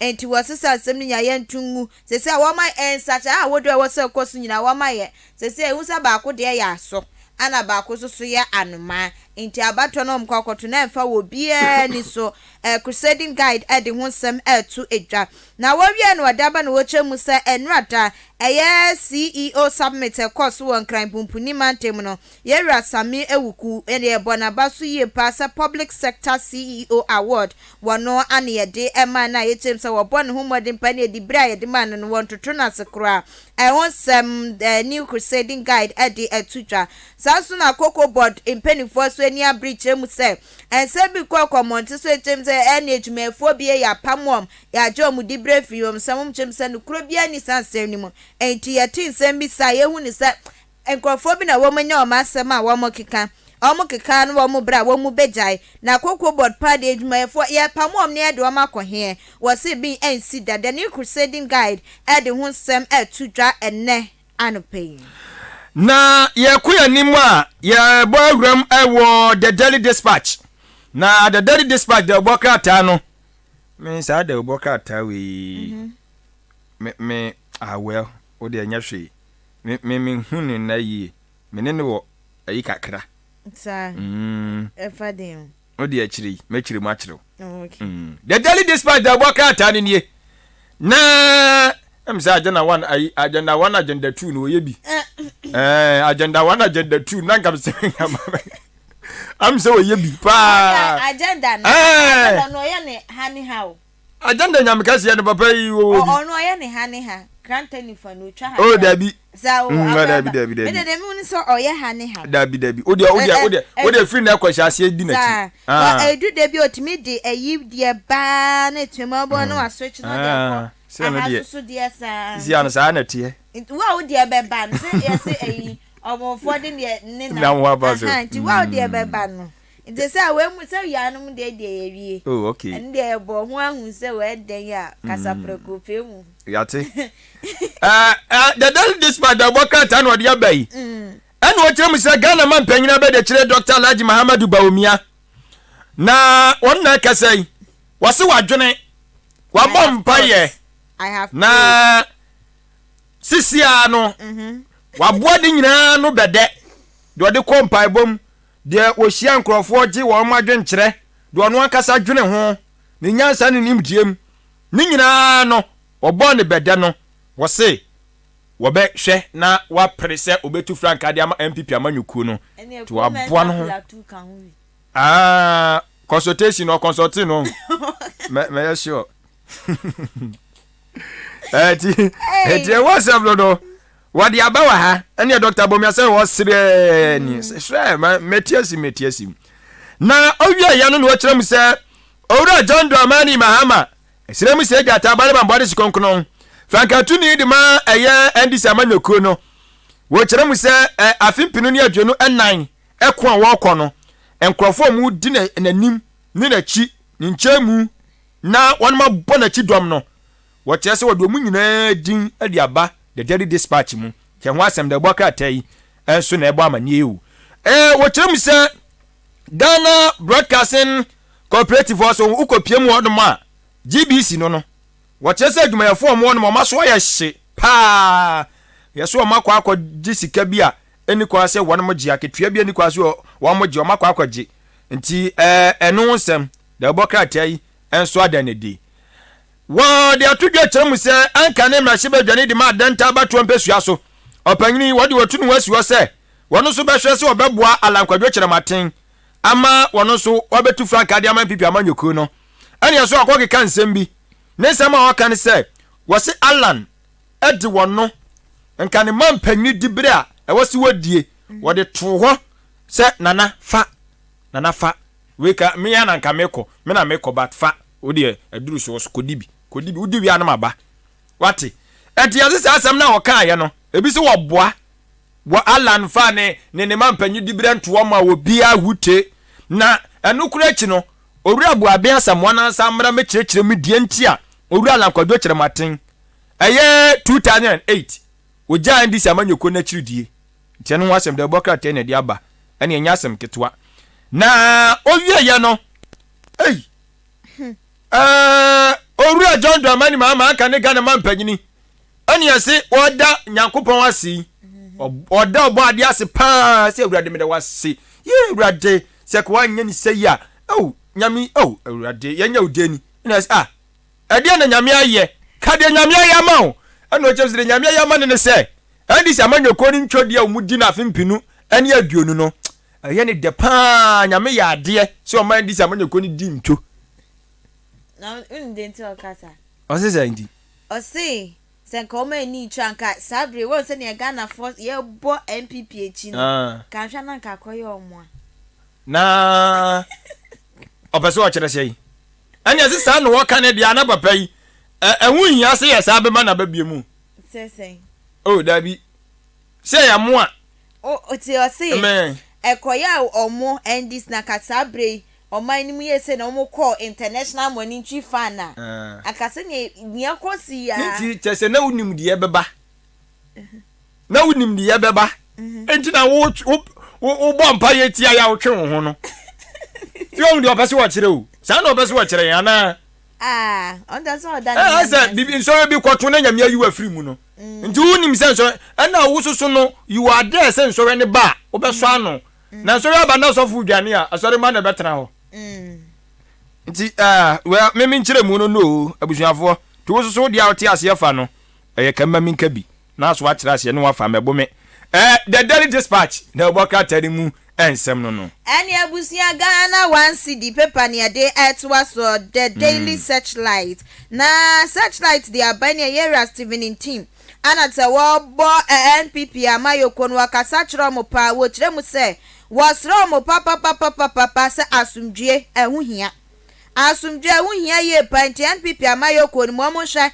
esa asumdue mapa ebekoso asumdue no na betimi aboa no mani so ade hunu eso etimi abanti se wo munim na wo mototo asumdue na sesenkim asam bi beto wo mo kwata fe to so miensa e wo the Daily Searchlight mo ana wode ensemi atudwa na kwata fe to so mienu makomechi ana wode eye Captain Cecilia Elfoni aba na Elfoni wode abeto amami wo yo srani ma papa ka asra sadom ko ni mu bie na ye kyeremu se ene wa my Ghana so kosoro se ye franka no wohim na nianti a wohim nyina ne se ne mami ba na my Ghana asra sadom ko na wa mu ko peacekeeping na waka wo pani asemesi obi man so wa my Ghana ye yi bi di o makọ mami ka ho bie na ye chem se waka ho bi ntino and United Nations for no as a military gender advocate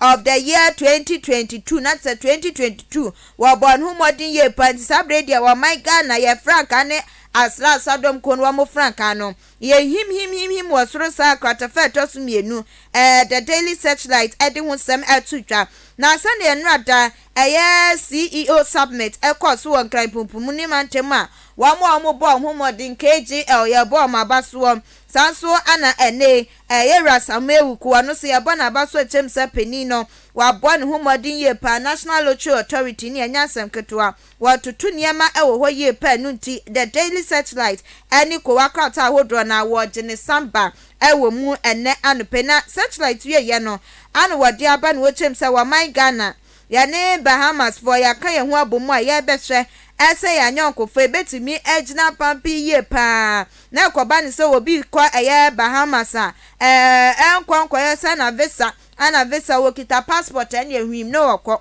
wa wane passport kwa de obetimi akọ na sa visa niema no ye yiyi enso efrim krata fe toso enum ana Daily Searchlight edi semi etu eja jamai amza dozo dodo sao okay nti almost the same na mo de ba na ye the same thing kuma all right Kumawu. See na de hwa. Anado say NPP victory 2024 starts today in Kumawu. Na hono mfa ntomo adwen.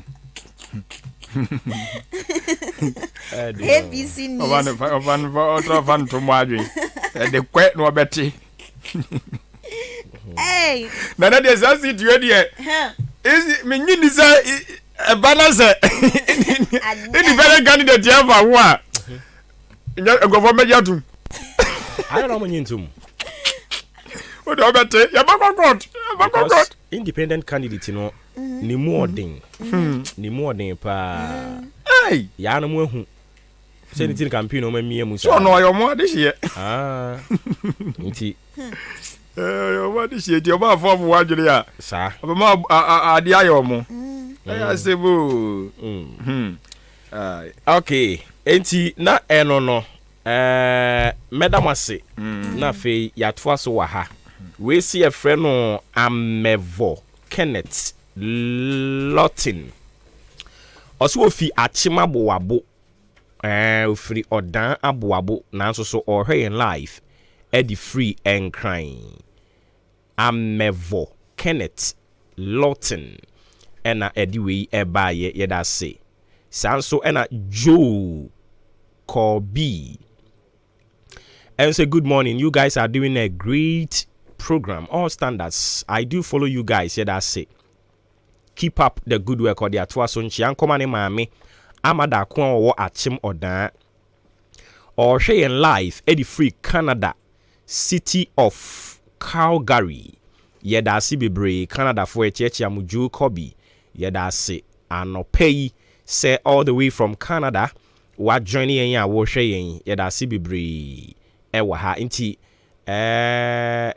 Joe so ochia ne mami amada ko a owo achim odan nti ya na mwaka kire no ede amayen se ono a ante a eya no mabona mane mami amada ko owo achim odan nka nje nse ne ba Ju Kobi a wo Canada ese omano achi ene anopai me pa cha wonsu betimi agene yen sa e wo Facebook ho o gene yen na do comment enso so ede aba ye bekin kind kama edi ama un se ne maya ade pa comment na mde bai ni nyina mani di ni nyina chi a ye kan no mako nti usu betimi do de edi abasa na fe yatimi ahwa kan ne kama edi ama sima no aduasan nwotwe ena abo pa anopa no nwotwe ho dewbo enkrata no eno atwagu afe ye de aka de toa so ba bia yeduru no eye big interviews no ene de toa so kama edi ama Kumawu enso so by election no me no ka say egusu e koso den a enya asem ketwa ya to aba no be se don hwere ni akire ni nunum emmone de na yehunu woni pa wono na eba be di former MP and of course the late MP Owura Philip Atabasoa nia oba be di na de no nunum emmono na yehunu woni pa kro no na kire se eno so akire din ye free Kumawu a ene kro no nya nempu another by election boba eno no bekoso wasen north na eno so ahoboasen na esi etie sen na eno so esi etie yade se ye kwa animu no ye behwe ne atimi adi no ho nkomo kama de ama o ada issues eno so e wo se ye di ho nkomo no ni nyina ye bedi ho nkomo kama de ama o wa ha ene ye pese ye di nkomo kakra de fa ubohunu ye sen kwada yi omutin subonto so omu twa nsuo akọ suku subonto no akọ dane ama nkola no nyina ewuram eden ye betimi aya afa ho ne saade no etu betwa anase ye ntibiem yade a ye behwe na ye di ho enkomo ene endran so dwumadie kase bi kọ so CEO fo wo Ghana ha nyina akotwa hia mu oto nsa frɛ Kane Mampani John Dramani Mahama obekasa wase oka asɛm bi sa asɛm na okan no nne ye pese di ani di akiri kakra Kane Mampani kyerɛ sɛ Omampani Akufo-Addo sɛ mo bɛkae a wo mu a no aba bɛka Ghana Beyond 8 Omampani dada Mahama kyerɛ sɛ Ghana Beyond 8 no ɔte ya kyɛ sɛ de me nso mete ya kyɛ so Omampani ka ho asɛm no IMF no a yakɔ no betumi am Omampani asan nya akukuduro asan atoa so aka Ghana beyond aid ana sisi ade e Ghana beyond aid no ankasa no ayeka ho asem no ene yakwakoduru Ghana ekọ IMF ana sese ne ho asem esitie ebetimi nya kokuduru aka biom ana sisi ade atonsuom ade a anopa yi eda yepono so a yedi ho enkomo omampani dada Mahama Kro no a wabro motofo ba ma no a na wo gia tum ni acceptance speech mu no na no wo kire se nyankopɔ na adom na se Ghana fo nya ne mu gidie no de tumi hye ne nsa biem no oba yade se banks a ye gye wo mo tumi nkrata free won nsem no obesan ma banks ni nyina san ba back anope ye no so ye de ani di akire ni di honkomo ne abisa animdefo a wo mo aben se eye possible se yebetimi asan de wo mo licenses nyina ma wo mo ye de ma wo mo asunsuansuo bi wo ho no mo e de ma yisika sem anase sen na esi etie endran so Bank of Ghana amana do na nkasa Dr. Ernest Addison wo mo ye nsentrofu nhyiamu after say monetary policy committee no wo mo ekwa asetena sisi ade friend say monetary policy rate no oma maintain rate no still ejina 29.5%, but wa catch financial institutions ni nyina say oma omo by September e was obia etumi submit ne plans for the year.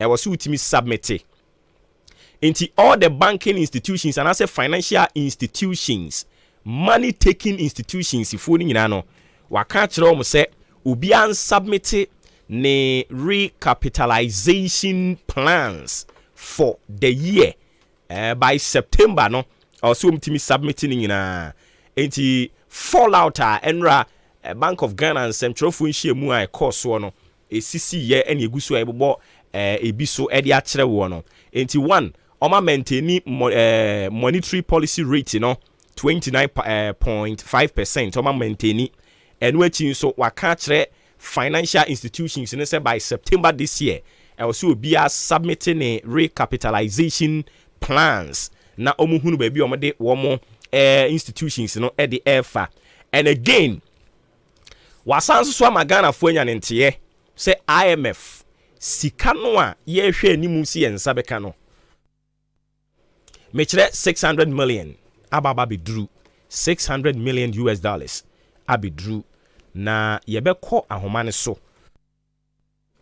akodi enkomo we na afei yewia ya toa so kama dia ma yebekọ kumawu na yene amansan chiamen akọ bo enkomo amansan chiamen anope otime nka apom bokọ de mini aboba nyankopɔ adom de enko ache anope nso yesumo man ni awurade okay enti ehfa na wadaro ma wugina me da se mame ema etiefo a prempremuti ahenkan 93.3 makwaba for mo la sentiment ma henkru kuma se na kwa ni nyina ekokumawu sidi yedi ka atira da se ebra na ma se bedwane a ogina mu ede ma ade hye ne ma wono mo kumawu no nyamfo fere bataba so a ba mo awu de kanten kranchi be ma no so koye no ene ejebu ye be yidie obidi na ade o ma se bedwafie sidi Ghana mamra confusion ne kire no na se obeka hye ne nso a ebra asemisi yei ene afanu no mienu nyina no abato commission ya ahoboabo abie nkratam to ho se wa wo kodo se wo bese wudi ma se bedwani ana ma se bedwa konya ne bi ma se bedwafie makoma wu fo ba le fa nkrata na ene ye meto so e fair by election ene NDC ko MPP ko independent sponsor gejire ma na adano kwese de twa mu no na ene amanyoko no nyina bato commission ma kwa se obi ahwe na wonfa ene ne rally anase ne campaign twatwo kora anya den emfa ntugwa ene se obi pie ma kwese no a obo banya asem ketwa mpanifo a wa ba mu a mo so MPP adwai nyina do mane mo nyam ebe tag media echi ani nyane se won mo ebe ma panyina a wo ma pa ne se woni o manim entusa awokmawu ha awo ma se begafie no nyamfo NS a wanim enim se o mnomra na ene o mbetu franka ma MPP ma se begakọ akonya no na mpanifo ba bi e Ghana ma mpani na ndankwa akufu ado no wa habi chaso na bedi akire Dr. Alhaji Mahmoud Bawumia no ronso habi no nyamfo afri yakutu ono so ba bi Honorable Ken Kotia Boy Japan, one also be PM heavy. So, and Alan Kodicha Martin, and so be PM heavy. Munina about campaign. Now, me prima of a chief of staff, one also be PM heavy. Any of my soldiers Japan, they don't want to me for settlements abusu. May Bonama, you are in a Cristiano, nay, last rally, a course war. Now, and our battle comes and Katia Mun was saying, Yamatraba.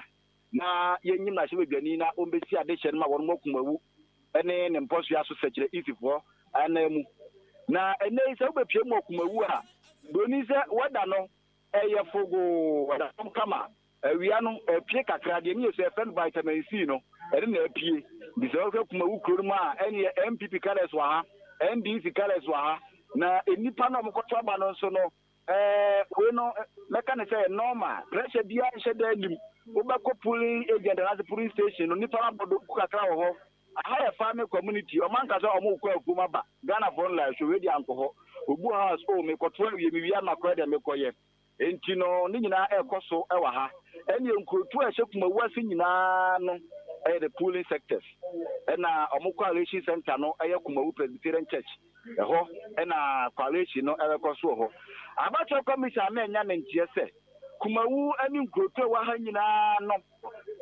enipa awon mo ebetimi ato aba ene dey 34,940 won mo na ye hwe no se nei won betimi pie mu abeto aba ede ama won favorite candidate na won ma ejina no se medical aka no fanyina ye fre no Mr. Enesia anim won na ejina de ama MPP wo sukuku da manyuko no na papa won so ye fre no nana kwakubia papa ye so se na wo MPP amanyuko na bra wo mko primaries 2020 ebubo no na wo tie ne ho mate ho party na nana kwakubia ba ko so sa aka ho nti kwakubia fo no ye tu na obo abanika sam ne se se wo hwe ballot sheet ne so a kwakubia fo no omumienu nyina fra kente adekoro na wonu ahye so de na ya adekoro but electoral commission said there bi enti waye ba ko de abuburo na waye ba ko de akonfem na panyina wonu so agina ma NDC ne no so aye Mr. Akwasi Abankwa wonu so etato a woda number 2 na se utie from power boba ebra na ormanyamfo fre baso a wotie agaso nyamfimu no enti etie ne se ne center wantawa kakra ewo wone ni MC ana ni DC ntem ne ahemfo wa ntem enti ema amanyoko no MPP no emuche mienu eni sawafia abato a ekoso 2020 na frebaso a ewene no wode empim du9 na wene ye na independent candidate nso no ade empim du baako na wene na yesa ohwa margin no e close papa na sesia woni ho ya mpanifo se etetu mi amukoyi onyamfo ya anim se omedo manimi wutie fam di amosi o se nkebo mu aba esanse nipa no wade ntiti mu aba no ese woni ho biem ti wono ma ekọ na nakwa kubi achi ni nyina no asa ba bedi nachi se wo hwe ma 2016 aba no prebaso a ewene no wade 25,000 na wene ye satam no ni NDC ni na ye dey ekọ but eneya eba 2020 na independent candidate de ka anworo wode empim du9 na yesa omuchem ba we na yesi oni wane de yesusu se nyankopon ya adom na se anwumire ba ne ye kenkan ba na ye hwe ni mu se obetimi ede 25 tide ade asa we ni biem se wo ba na wutie fom de a ye agenche akwa se yako any nkofo independent nkofo nso keka MPP na MPP ni NDC nyina no wo munye za nkofo emienu nyina ya nkofo a omufiri kuro ba akoso deposo eho no nyina efiri enti se wutie fom de omo seka mu aba wo MPP mu nti no ometimi asai awe no musich ena nkofo se kia ne ke mbekọ edi ama ene independent. Okay. Na sabe contest na MPP ni NDC o MPP and independent candidate. Okay. Mache but the na yenim ne say yes fa ballot paper no a eso no na Owura on na in charge of electoral commission in Shanti region Owura Bano bio na o kire se omo asesa kwakudua no a ono no etwatfo no na hyenso de no aye no ho but o can also omo aye na confirm which is which. Yeah, like the bottom line is omo asesa ba ko hyenso de in the first place na omunyina yusu adekode abuburu yes omunyina yusu abuburu yes aha na de ma me ka a confirm ne say yadro no e drawing the daho entu hu say oh but abato komisa no ono me nim ne say o ye enti no obetimi a specify say e oh o say e ho aso ye de do no okay yeah enti no sa enete na efa wono mo entuma ne de e pe enimu bia no nkwa na esesa ene asoso ne abuburu na eda ho no enti na yebokuma wu a aha yeboko security wise ne so da na so peni a enye asamketo sanse IGP na mu ewa ha semin ka mani enka aposifo ne asrafo ha de wo mo se okom do bo mu a wo mbedu apem enesa na me bonkwante ekopie bu ewo kumawu asamire ho na me ko hu bi ebebre asala ran kan bula na die nie eno na me dima so to for me tell say MLDC sa wono mo ewa sante mantem ya aduana nsu ni nyina wono mo na abepie mu ha nei wo mo na ebe the pooling agent e de ama abato ya eno so ene asema ho ndi se obepie mu okumawudi a ena ni nyina is all about the by election edrempe de ewiem atikama bibia ekoso boko okay ba mami misa we na fe mi nya wo kwan ebinim nso adwenkyira no mo kire ne say yes said ya wo krampo wo ka no ugi tu mu no na omone former MP ni ntini ye enti ebinim nso hu ni say this is the time I was so omo punish MPP for enti omo beto e de ama independent candidate no sa nkomo yi wo de waso atoto form watete bi na edi kana sa na nkomo ne tie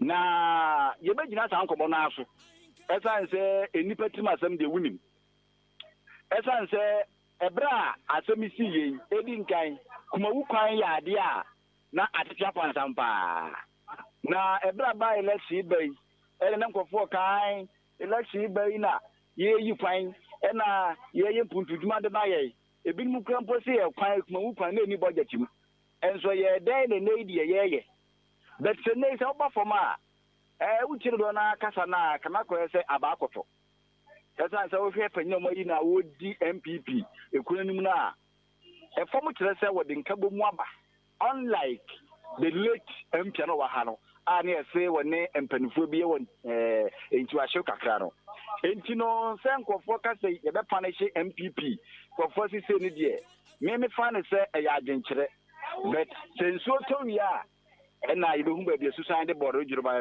e ba koto nti no ensam de nkofo ka bi pa san so ba NDP bo ha na NDP for so ha no mo so mu di independent meeting so wa ha obia wo na asem a oye na mbom se wutie fom de a obia ti o NS de wojo NS de woye NS de wojo NS de woye ensam a do bro na e ka no yes okay ma yinya wona kosoa nantenantim ewumu a yebesan bana de amanebo no enso de amayen abo ba yiri so fomo ha bia me ma Ahenkan FM for aso ensi wo me da ase okay yenso ye da ase papa nti yamane bofo a wono ewo kumewu ene ne kwatwetwe nkomo no amansan chiamen eno no na yete na mane body free kumewu oda so a wo ho nti ye kwa animu no pane mputo fomo a yebekɔ ne hɔ na wɔde ama ye ne yetiefo ya no ahyɛ ne nso de ama me sɛ dwumadi a wugusu a wutie din ɛda so ne maakye na ye free kumewu a yebekɔ another issues enso so eso nsɛm no dɔso ne yɛde atopono so na yɛ dwendwen ho no ɛdɔso medical aka kyerɛ wo sɛ Bank of Ghana endra wɔn yɛ nsɛmtwerɛfo nhyiamu ne nsɛmtwerɛfo di nkɔmɔ kakra nti rate monetary policy rate no ɔma maintain yebedi numu nkomo ndra nso so yebebo wa amane se pure water enkabo mu ku omo twa pure water no omo kire se enkofu bi epese omo du omo se kan adwa nanka enkofu ben Ghana ban adan ya ena no ye koda sori ya yesi atoto anyina nkane abuom ensuo nso yatotum yenya kra ntutu mu kra kakra bi ane e won kra ntimi ntua mpo nyame anim no kra nie ene kamia kwa se wura fie bia mu efie bia de ka efie bia de electricity ka wura fie bia mu a company sikura de ne na asem na sai Egusu a ye ko ye ka ye nwie ye yesi asan etum na ye kwa na ase ye ba pure water nka mu kuo no kire se we no egu adwuma nti betumi anka ban ne nhwe no mo reverse encheye ena omode betu dwa no mo kire se ye de taxes miensa new one miensa ye de aba eno kure egu so ye ka ho asema ye nwie ye o ya san de bia ba be bom ha dwen papa ye be kwa homa no so na ye ni owura Kwame Japan intra akotwetwe enkomo director of corporate affairs at the National Association of Sachet and Packaged Water Producers. Open you team kan FM suni ma chen. Yeah, so. Na bibia bokọ de. Na me adoma ye. Ye de radia se. Na ye nya ne tie se mo kire se utility bills a ya san atutumu no. Ha mo adwen kakra minim se maka bibi sa ankyeremu ne sen. Oh. Utility bills a to one dey ha Ghana ni bia. Ni en kwa tamu kura ha mo. Ha obi a ye ye adwuma ye de nkania ye adwuma ye de nsuo ye adwuma. Nje bia na aban tutumu. Nti meka ba meka PURC support tutumu. Owu tutumu ni enim se bia fi de bia ba. By any idea, it is say Ghana IMF and the IMF and the near fear that company and say conditionalities and near ma umbakasi yano. Then ya ensure the treat the back home, but he is the corner chief, and so Uncle Winnie say PURC for us at 20.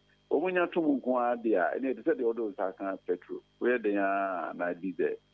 Nizun so the kwa ko wi ni ma bebre so isa ye hia electricity ni da ye adwuma hia insurance ni da ye adwuma nti basa na je se ye pe kon bi se betimi afa so betimi ja to so the only thing I high is ya na se ye adwuma no unse ye adwuma ye wura su to bere mu a nsu ana ni ton no pra e den kakra nti basa se ma use se ni ma wo ton ni ade nyina akofo nti zabre no so pese oto ade mu a na edin nti eno na esempeni for transit na ekuru no mpeni for transit eni ya ekuru ma no dwundwune ho ba to de eni eden ya ye de ebe kan de ni tonsi ho ba timing ebra ebe ye no na intimacy ho kina nti eno de eden ya ni sunsan so nte ma ni ma bo akoso takra ize de obi a de bo se na anu ye na GPRT focus o moche o mu etika etu ha senti ade no so moche so we no bebo mu asisi o mu so ma twa san ndi yenso sa na yenso so ebeko no den ya de kasa beto so but ebre no na yentimi ehia nsi hu gina. Okay, obia ebia on shedante ne ho ase de enti a mo so mo kire se kakra mo de bibi beto so but mo nhye den nimu brekro ne de no enioma ben sa na yatoto nkane amu yi ebe affect mo uyi electricity any ensuo ebo no a ebe kosoro no ade ebe biom na affect mo ya to electricity mo ye den ya obi a yensu ni di edwa ye ni di dwa bia nso so seven family bia ye kofa ye niema omu a omu ye rubber na emaye no omu use electricity papa omu use electricity papa nya sem kitwa ndi omu no beto omu so ediemu omu to omu diemu a na se affect ya arenti ni ye de beka se ye de entry ediemu binyi ni so obu ho beka se onte no ho ase na onte no ho ase na de na abaye onte ho ase a de na abaye sisi e to sisi e the radio station for mo se ma to mo advert mo a then one say ma to mo die ba new price ni na ye ze be advert ya the new price na ye adwuma entimi awko ne se ka bonkuro entimi ka se ade ntina mo de ma to mo die mo GPRT for say o mo ti ade so mo ka se o mo nyanti so e de na abaye o furo ka na so be nanti anu ananti wo furo ka na so ase wa furo wo ti o mo ti ka ama o one no kokon ade ntokwa na nne kokon nti iminyi nso bu obeka se onde wonte ne ho ase se ade nti na ye beka se ye to ye de mu They say woman we rules to my especially. They take a woman no, nam so use electricity be bring to Omatum. Now Ghana Water Company, the uncle for you use Ghana Water Company for you. Ghana Water Company for Atum. Now I want to say tank and conference ya broke and I say be a pipe for none. I say we use you nesse ya to the boom. I didn't necessarily all the ones to undimen to boom. Indeed, Kremo ya for the abata. Ya could we are no. Indeed, United and what to say conditionalities in the head and ever. You expect it in him, how a BCC nature say, now, will be to me. Indeed, a brace mono, the Bishia is here. You won't be able to jam among for it. Okay. Inti I was here to share your dream say enche monso more the new prices beba bonting. Oh, and the head and ever make us a time in the minting and want them.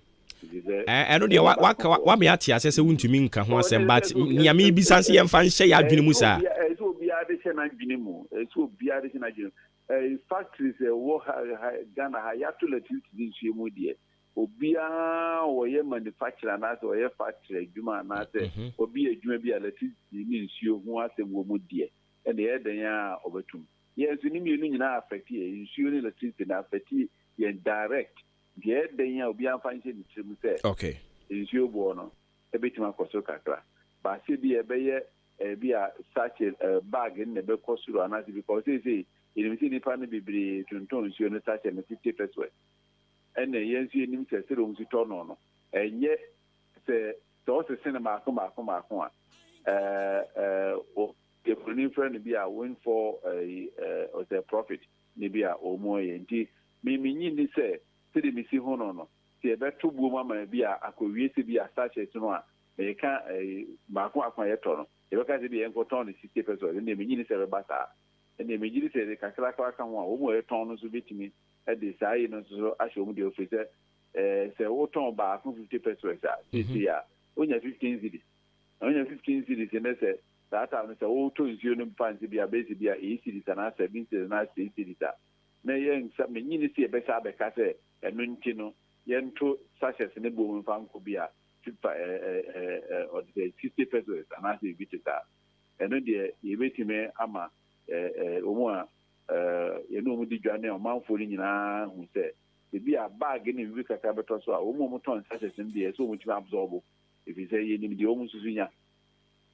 Okay. Yate, Openima, Yanasi, Bibiani, Abasaba, and Jamie. You're making that. Enti yene Director of Corporate Affairs said the National Association of Sachet and Packaged Water Producers and a corporate train common Ura Kwame e Japan intra me pacho Shannon Suma me matching and no any Jumedia Gusu awu AT&T pure water for the no any akwakudi hon komo e di ama wo no ye fa nhye ya adwene mu se de ne ma ebobọ kọ ne de eye dan ara eye possible se insuo no soso ne bo ne betumi apagam yakodi ho nkomo e de ama Frimpon Enterprise se memfa we nto awo provisions na wabie na wo ton e free asichire Pepsodent de na mu ade bi e ton e wo provision store mu no me pa chawo oba Frimpon Enterprise ho awonsa e be ka bi ye ba no emo anwa Tasty Tom ede ni aka keka ho ni nyina biscuit num edoso yesi ye kan da je bebo yen e na wo pebia wo ba wo mo hono mo awonsa ebetumi akabi eba ne nokondoko de enso drinks no no ani nsuo eno so wo ba hono mo a wonsa be kabi nti program bi a wo ya wo behia drinks ena nsuo no wonso so betumi aba ho na wonsa abeka ebi na drinks ani nsuo no wo behunu ya chikwan e wo achemodan mobile Canadian and Bank wo mo dan nim e hono mo ena ye wa ye ton we no nyina nti unya sifrika mu a mobile hono ano utu wani abehunu se ye wo yen wonsa binkum so je se ofiri aboabo na ekwa a wonsa binkum so hono mo abehunu yen e wo ho ofiri soro ho nso na e ba ye wo wonsa nifa so na watimi abawuram wo hono mo na atran kasie mu ne de Frimpon atran kasie mu no e wo Madarina Hotel ase hono mo a 0244 897525 0244897525 0206473953 number be friend na yetimi ajo so me pa cho ma yentwa ye homra ye ba ne yemfa de aka nyina nto ato asoma o Download the Ghana Waves app or Play Store, App Store, Neti Ahenkan 93.3 FM. Admission. Heritage Christian University, Amasaman Stadium Road. Na affiliated to KNUST. Where Bia Wapon Atwa Alpha Esukufuo, Anunti, Usubetimi Ababi. Now with him, Sir Uwa Wasi, HND, Diploma Top Up, and now we are mature student of 25 years, sir. Unsu Utimi apply. Yacha Marketing, Accounting, Banking and Finance, Human Resource Management, Business Information Technology Management, Information Technology, Bachelor of Theology, War Heritage Christian University. Yeah, all the business administration programs in Navy and our IT short courses and a media and so on. Heritage Christian University, any the only university among entrepreneurship support. Your school fees are very affordable. Sounds and your hostel facilities. Fre 020-229-8399 and a 0547-777731. Heritage Christian University College, training compassionate and ethical leaders. Dominion Herbal Powder. Say you can say Dominion Herbal Powder. Emma immune system. And now in Kwabo will nip a drum yet. Nan the senti. What I did, Yaresu Kunimua. And what dance be new? I don't dare fine fire. Manumbi. Tina me do one dancing. And I say, me say Dominion Herbal Powder, dear. Ninia, and yet a month for dancing. And a bacon fool. Near I yet a woman nip a diamono. A bromadjing and a mentias. A mad Dominion Herbal Powder. And how would the beer at that? Someone at the honor. Dominion Herbal Powder. And once one you will see a share will take up. Now that trick to us a biagumu, what chance to Yanum. What we Angels Dominion Herbal Center, one cocoa and a diaba. A pen for a bat or more money for. And in Quadawin if you do me one come home. Do after 054-315-8195. FDA, I did a gradient crap to you at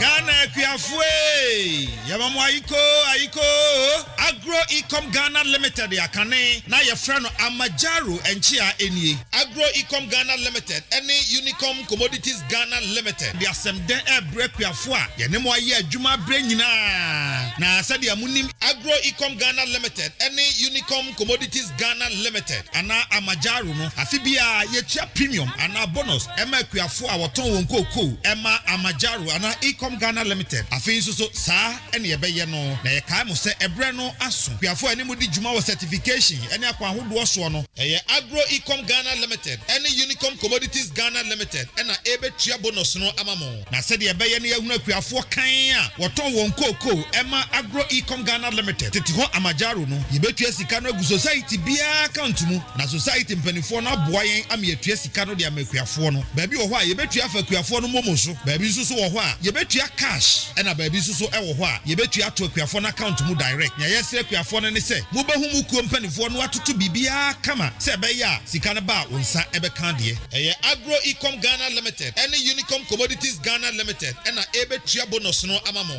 na yesre nso bio se wonsa ka osika no a team ana sign na nya danse die se wonsa ka bonus ana premium na nanom akuafo e company fo edamase Amajaru mpanifo se esa mo asetena panti odamase damase a ensada Ghana akuafo Agro Ecom Ghana Limited atete ho ne ye friend Amajaru se omamwaiko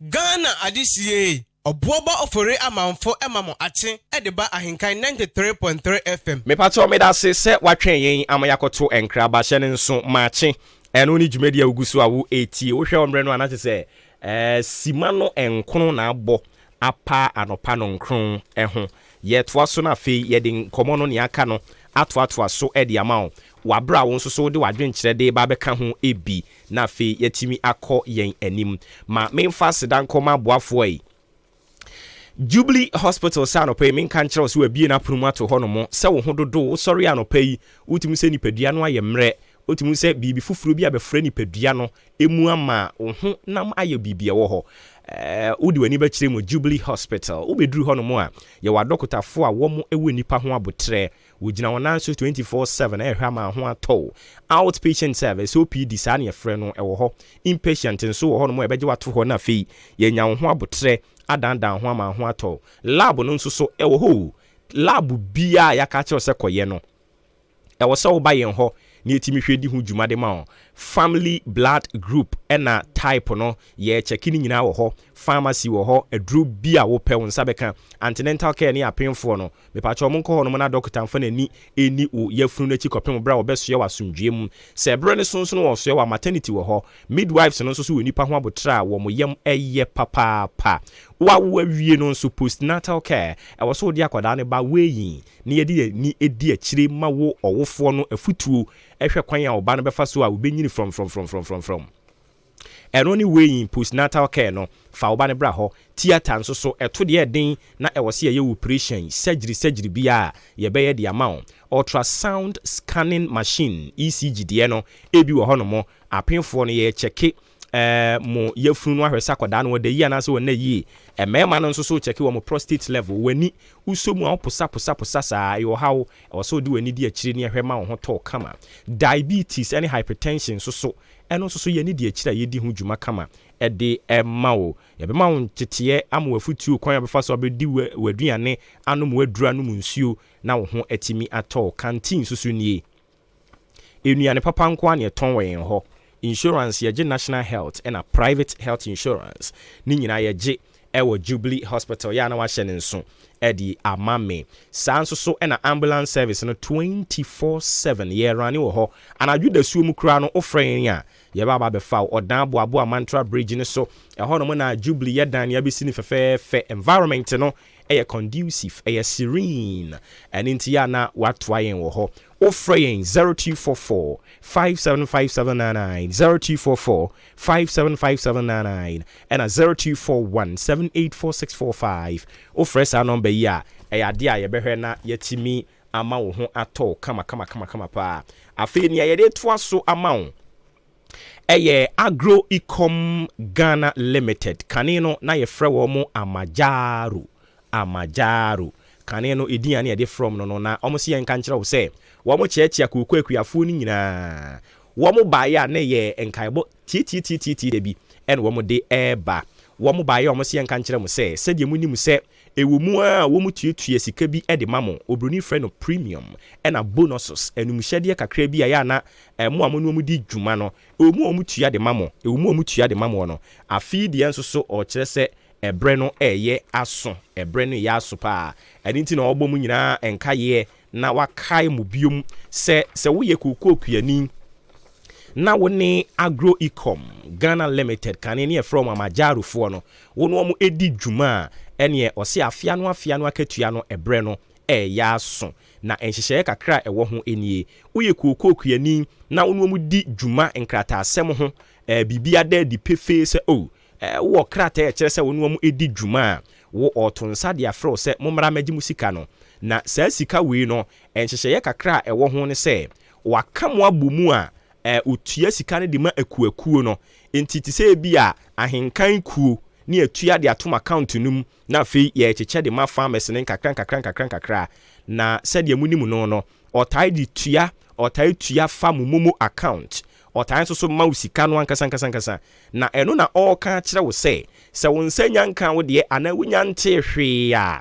ekuo no amakeka mo ho abom me kyerɛ Amajaro kuo no ɛwɔ sɛ mo bɔ pini mu mpanimfo bi so mo sɛ afi wo mo yɛ mo den na nsɛm bi a wo mo aka kyerɛ mo no matimi aka ɛde akyerɛ wo nso so wɔka kyerɛ wo sɛ sika no aba yɛ bɛkya wo nsa ka wo de a ɛyɛ tim anase san ansa na sika no wagye nti wogi sika no wi a tim anase ubesan usan wi ana kyerɛ sɛ akyiri din na Agro Ecom Ghana Limited yakane from Amajaro se monkoso anu mu ni dwuma sanse omo susu firi bra omo edo omo ntoma ebo omo de ano a omo di mu di dwuma no omo nu omo ho na omo wogidi se mo nsoso mu nu mo ho da biara da oma akuafo nyina ayiko Yabekwa Omano Soniani, Executive Secretary, Importers and Exporters Association of Ghana, Ura Samson, Asaki Awingo Bet, Aquatrin Como, Openutim kind of Suni Martin.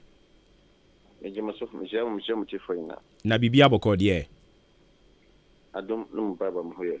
Ye the radia se mon semo amode to aban nim kire se mosre no media budget review no onhwe no ansa mfa to foforo amfa amma no eno ne yepese yebaji mu nkire mu kakra madaro mama kan bibi saa mu kire mu sen. Yes, of course. I've made that statement. We've taken a clue from what happened during the domestic exchange program and a head cut. No, we had head cut. We had domestic exchange program, and now we had the last IMF loan approval. No? There was a press conference. All the head cut and then the domestic exchange program was as a result of IMF demand. The Ghana government should take that initiative to the extent that they've not even consulted the stakeholders, and that is why you say you need to say 80, 90 years, retirement pension, my Ghana now pension, and then from government bonds. No, the government will one day and say this is what I want to do, and so that culminated with this old age demonstration every now and then at the Ministry of Finance. Then, of course, 3 bills were sent to Parliament. The same thing came from IMF. What they said, to say a minimum law, and government is implementing them. And so we share most of the budget, and then the 2023 budget as well too. We saw an increase in the VAT, making it 15% flat rate now. So there has been so much in terms of taxes overburdened with the business community. And so we cannot sit down here and say we are very happy.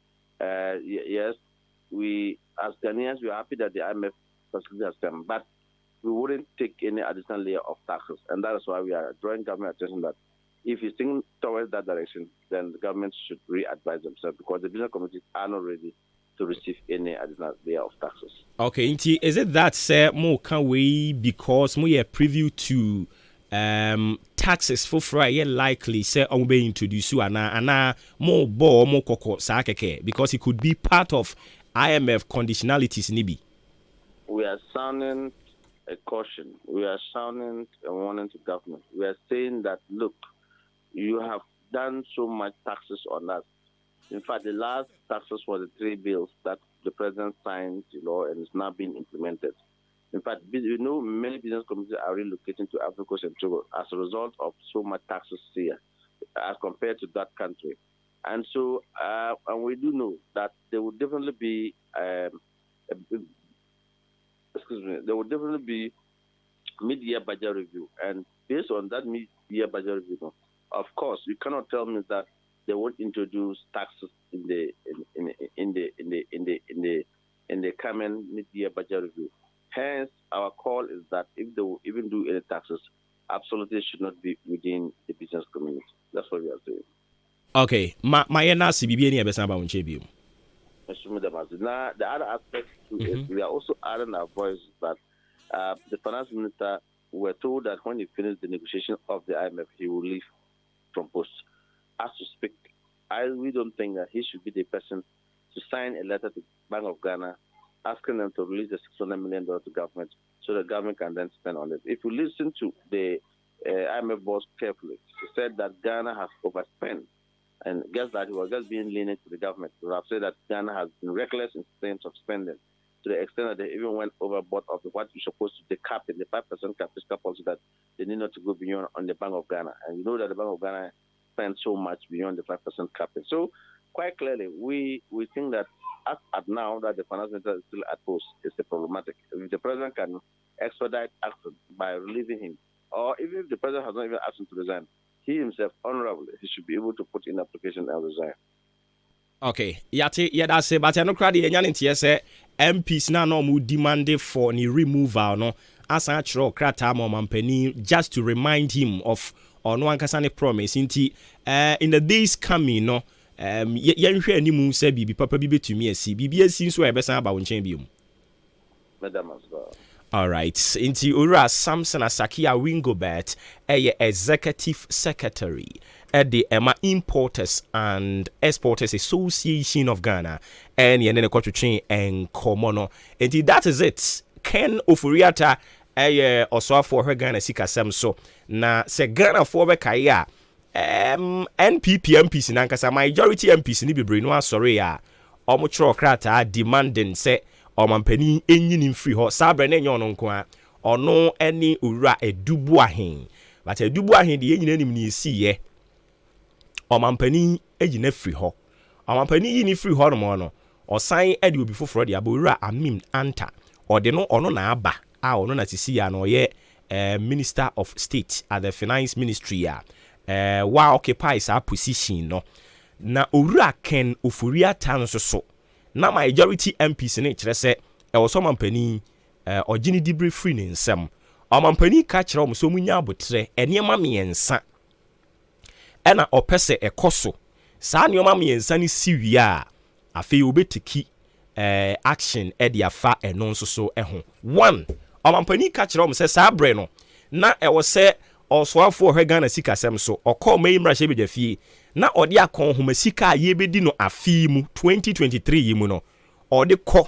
ekoto mrahye be dwafo no anim odi to omadi mu wi a e wo se go through the processes ni nyina go through the appropriation stages ni nyina na afi ya gitum wi a na ahwede obeye ebiom ni etwatfo kra opani na one IMF fo ahye nkomudi ase into mampani de to MPs ni wani se osrewom omo enya botre na owura Ofuriata one IMF fo enwie deal no na ye nsaka yesika ni wi a afi ya hwekwan ye befa so na yetumi atu anamon foforo nti eno nso so any one issue a ekoso ni nyina asi nyame adom budget no ya kenkan awie I go through the appropriation stage ho yaje yatum IMF nso so negotiations no babia yadre de se first tranche of sika no aba no na just ye ko bunumu ano no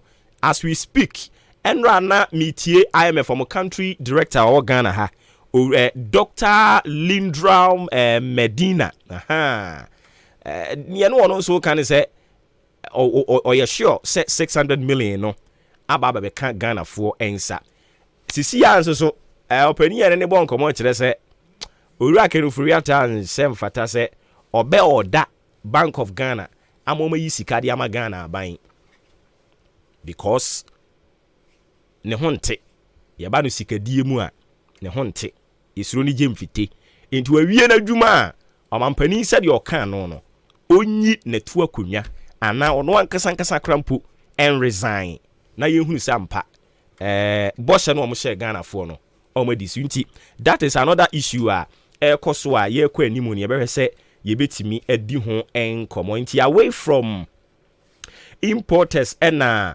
IMF ho nsem no ye behwe na ye de enkomo foforo de atoa so de ama but ya na wa hye ne nso de amame se nyankopon ya adomo a the last day of this month ebe da ben is it Tuesday day chat for crowd busumi we mu 31st yen checking where 31st May yade a Europa League finals no ba so yeden Wednesday mum okay enti yankopon ya domo a 31st day of this month na just ochina na awatwe yade se yade Europa League finals no commentary no yade bebremo Ahenkan FM sports team no ebe twahyiam na yede commentary na free the Blues pub and restaurant e dia bro baby bia owo Europa League finals no a clash between Sevilla omoni AS Roma and na omode hihye so na omo SDC ani wia ya hwede oye bema bonsia no e de to so no odi ekofie Jumedie no se medical catcher no be so the Blues pub and restaurant e free untu ya hwe nti ya na wa hye nso na enam sign kan FM de ntoma abo the Blues pub and restaurant wo mo de anu nti omo se sa nwumre no aduane bi a wo beto ensa bi a wo beto wo ho no omo ateso ohamu abupen aduonum 50% discount eda so a aduane a obeto ensa obenom bibia ebekoso wo ho no wo mo atete so kama na the Blues Pub yeba no enuane ye ankasa ye diem de obroni friends say local dishes no a ye obebre ye nuane ne so de fufuo sei ye wone nkwan ahoro obebre ene abenkwan ene nkatenkwan ebunabunu enkwan bi a wonim say ye didi fufuo man ye no light soup papa bi eno so ba ho no mo a eyade a wonsa beka tuozavi tz eno so bi wo ho banku no so ene nkruma ene moko mediana banku no ene moko no aha now the tilapia no mie wani na tilapia waji 70 Ghana 80 Ghana na de atu akire o wiwie no abonsu agusu na ogbakọ bra we wie a no akọpẹ kete so ada na te say wahin kromo no a wani tia no asa beto abrabo so kokonten so eno so ekoso wo ho no mo ampesie omutuo ni nyina ekoso dendenden ewo the Blues Pub and Restaurant oba ho no mo a wonsa beka ni nyina ebi afi yekọ enchichinchichi nso a yekum abese enchichinchichi no ye fried rice ewo ho ye plain rice ewo ho jollof rice wo ho pizza enso wo ho noodles no indomie anase spaghetti bi na apese ye de ma wo a ye be ni nyina kama de ma salad nso so ye wo bibre no a ewo ho no mo a wo ba wonsa beka bi achema boabo ye ben Presby Junior High School na je say Presby GHS no ye ben wo mo pa ye delivery inti wo tie me or office corporate body bi na ebra some person mo call lunch mo atutum ani am hwe mu nim ba bi am de mani kire mo frɛ number we na mo order aduane ne de bebre mo 0246 970146 0246 970146 eye number o order aduane no a ba bia wo hye bia wa kyem odan ene ne mpotem ha no ye de ebebre o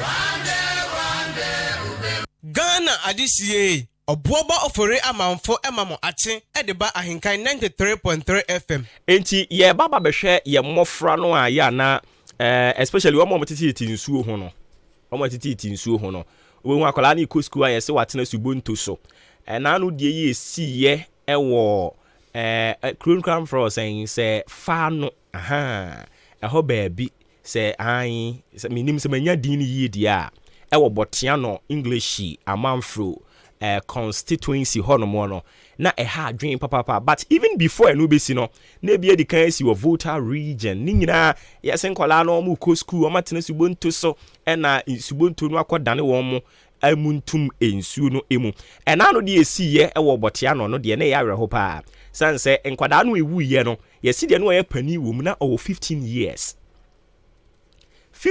akwala no na ni nwia no mo a wo mu ko school no ono na otwi subonto no e dia fa nsuo no so de omo akọ na 15 years de na bam eduru sen ahoden ben an wo adena ye so negligence ye exhibit sade no a chese emfa ne maame ho emfa ne papa ho se nkwada no be ye den no mo akọ school no so mo be ye den no mo pon be san ba back maame bi ne bade ne ba be ye bi amfa ne ho papa bi ne ba be ye bi amfa ne ho ne dia ne se kwaku ehin asu okọ school ne dia ne se kwaku ehin ese wapon se den na ekoso ne bana bra bom emu bie ne ho no mo efa ne ho odwen ho a wonte ase enti anope ye pese ye di ho nkomo kakra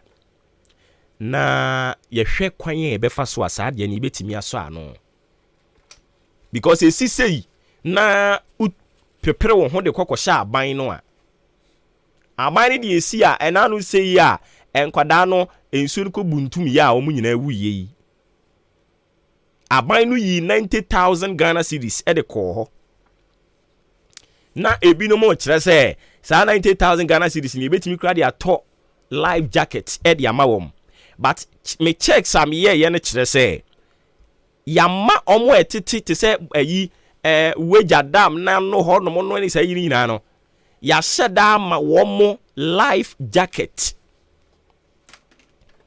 enam so am ti nsuo ne ho nti no eya ma say nsuo ni o madamfo ye de ni nsuo mu dware etu ma mo life jacket na o mo nhye ada yom so o hye wom na life jacket o hye wom etimi checks HSS MCE anase assembly na ewo English ho no omu provide life jackets edema omu etipo na no ho nyina ya ma obi abi ma mi opani akwalawo enkwala na ko school omu nhye empanimfo nso so etete epona no ho no mo a nkankwala na ko school a ewo so omu di omanim no omu di nkwala ne ko omu pon amakofo omu de omu aba na wankasa wasini mu ba uni ne ho abotra aban ne benya wo ba no ho abotra di ama ho ye take it so many things for granted and a dream mami coding komo we mra na femi san emra so na yemra metwa so Reverend Dr. Samuel Wolanyo Mensa a senior lecturer Wisconsin International University College ono krono asan ye economist yene ne nkotwetwe komo Reverend otime kan no pay Ahenkan FM so ni ma chen nyame ehu yamobu na wonso nyame adom. Great.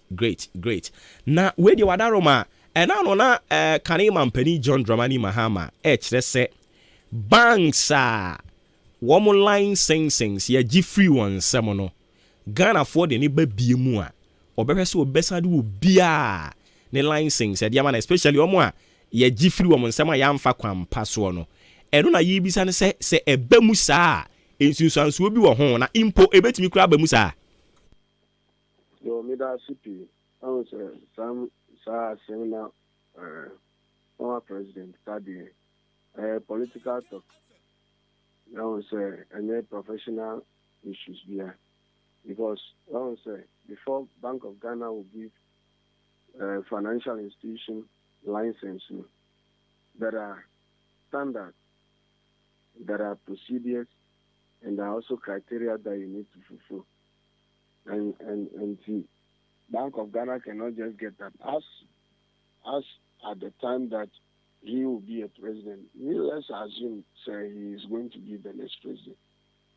If by the time that he is a president, would this financial institution be in the same position to meet this criteria again?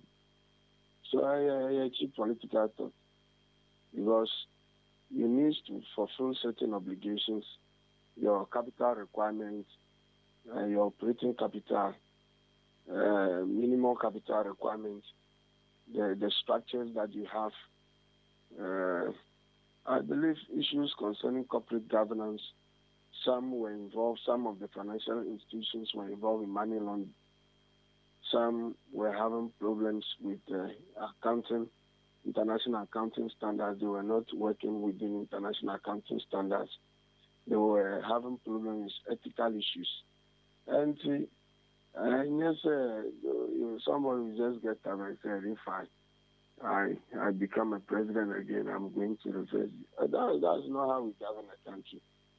No, notwithstanding, I believe during the time of former President Mills, Professor Mills realized that all is not well with the banking sector. And so most of the financial institutions were doing their own thing. So he tasked the Bank of Ghana to undertake investigations. And it is as a result of those investigations that they had a finding, say, most of the financial institutions were not living up to their expectations. So when MPP came, they only implemented the findings of the report. And I believe these findings were done under the Mills Mahama government, or he has not been briefed by Bank of Ghana as to what is going on.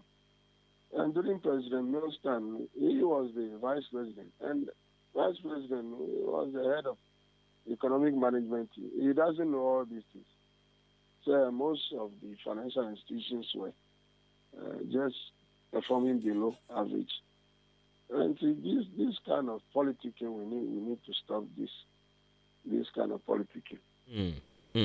I just say clearly no him say near all kind of political talk. If so you him see NDC ni mu no omo so financial gurus ewom. I don't know mo ntwe na adwen so say former president asem a wo kan here enye possible jaika.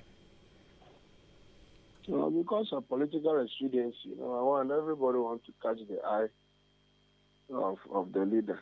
And see, if assuming so he becomes a president, you don't want to incur his wrath. So everybody wants to praise him when he does well, but when he goes hayward, nobody wants to comment.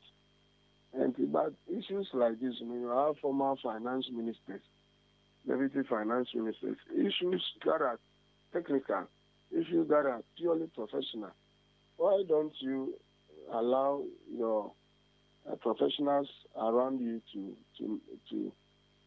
to make statements relating or regarding these issues? That's why the fact that you are a communicator doesn't mean you should just get up and be saying anything anyhow.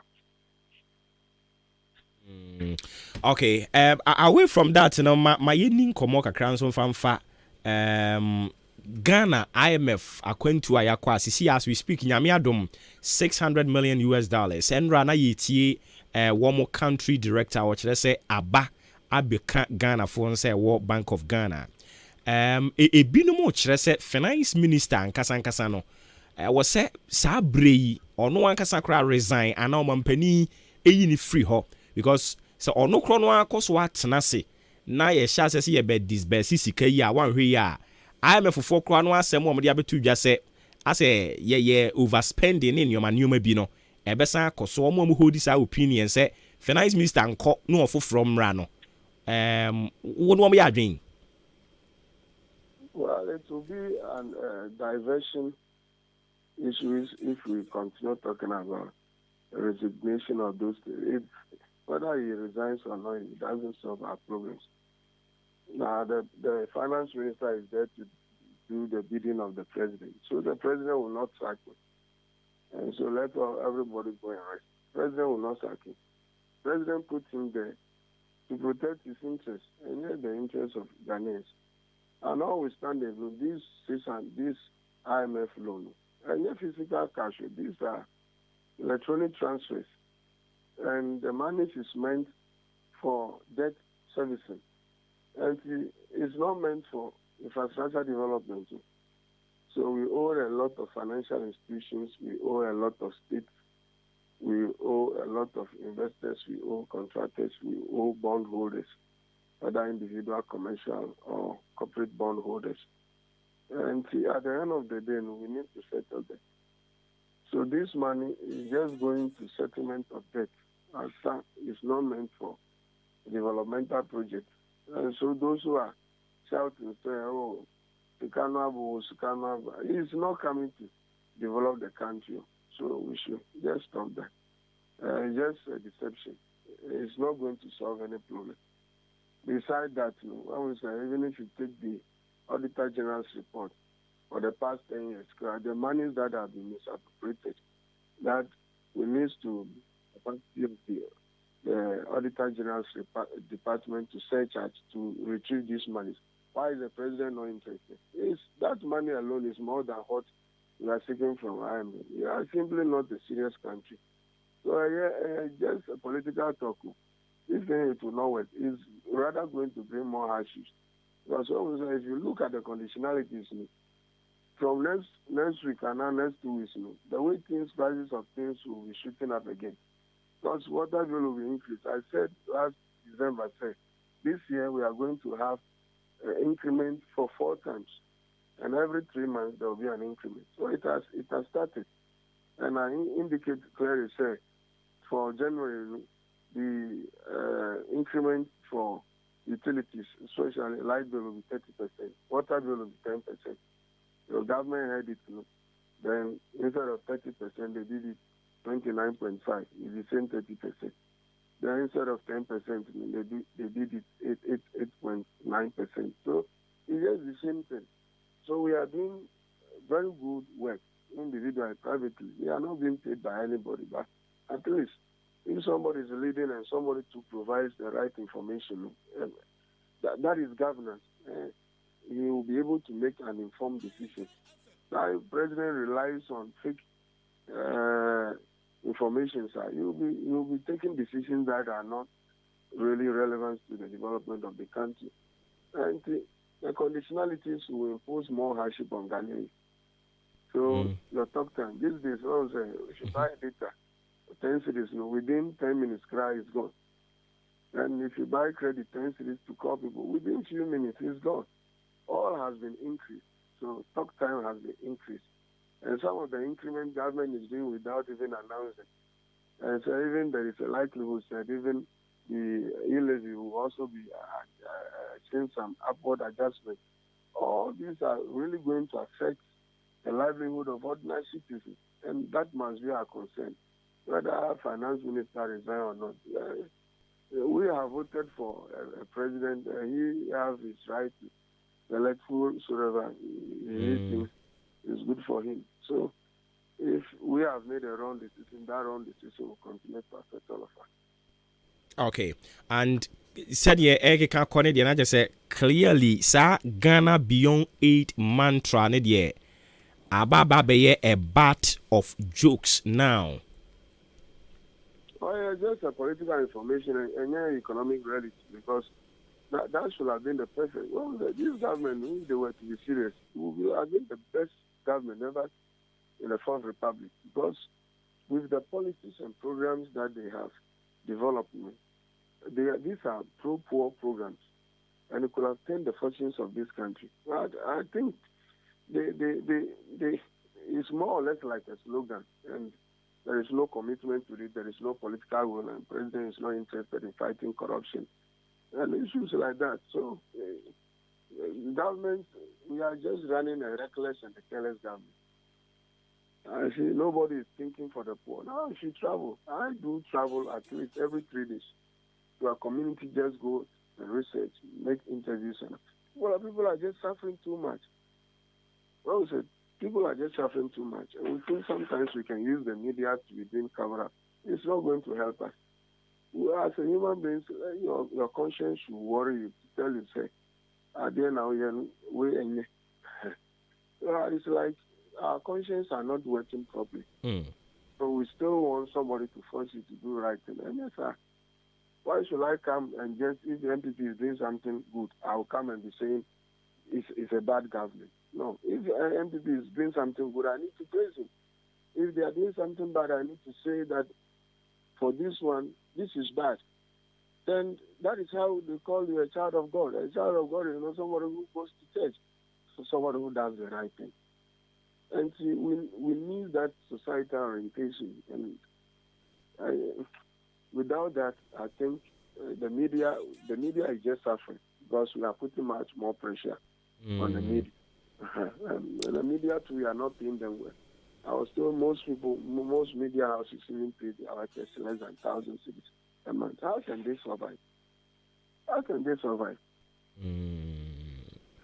Baba, I say, soundy broken-hearted again. I say, wabem kure bu. It seems that Ghana, there is no future anymore, because in some way, what can you see? Ye din komo kakra for former president Umi who said in some Kenya political talks. Abain so on so manage the economy ni sisi ano uhunu kutukwa no mfa kro wanhye. Former president are losing election since 2017. Till date, he doesn't have any policy for developing the country, but he's still campaigning to become a leader. Why do you want to just be a leader because you want to base it on somebody's failure? Why do you want to be a leader because entity is failing Ghanaians? And yes, sir, we need to come out with policies. How do we transform the country through our traditional leadership? How do we transform the country through maybe textile and garment industries? We have Akosombo, Japon textile, and all these things. We need to revive them. You understand? So nobody is really thinking. Everybody is just trying their best where to get money, just to do campaign, buy people's interest, buy people's conscience, just get a vote and come. This is the country as business. That's how I see this crop of politicians. Not to say like nobody really have the interest of citizens at heart, and sometimes this worries me. Okay, or share down show any responsible opposition be and one said they are just waiting for again. ABM for say the political trajectory what Ghana had say 8 years be as a son bamu by virtue of a no almost a ben near to the advantage. But say almost the BB pair say ya two abeti I am ya continue position 8 years in ye BB way and a year baba be different from the annual tisui no dear. Almost said I should fought any way be as our own. Sir, because they don't want to win so that you hold them accountable for anything. So they are putting our minds on suspense. A political game. It's a mind game. When you do that, then you put the people on suspense. Suspense means there is no expectation. And oba no wa anya hwe nso obeka cho se man hye dan hye wo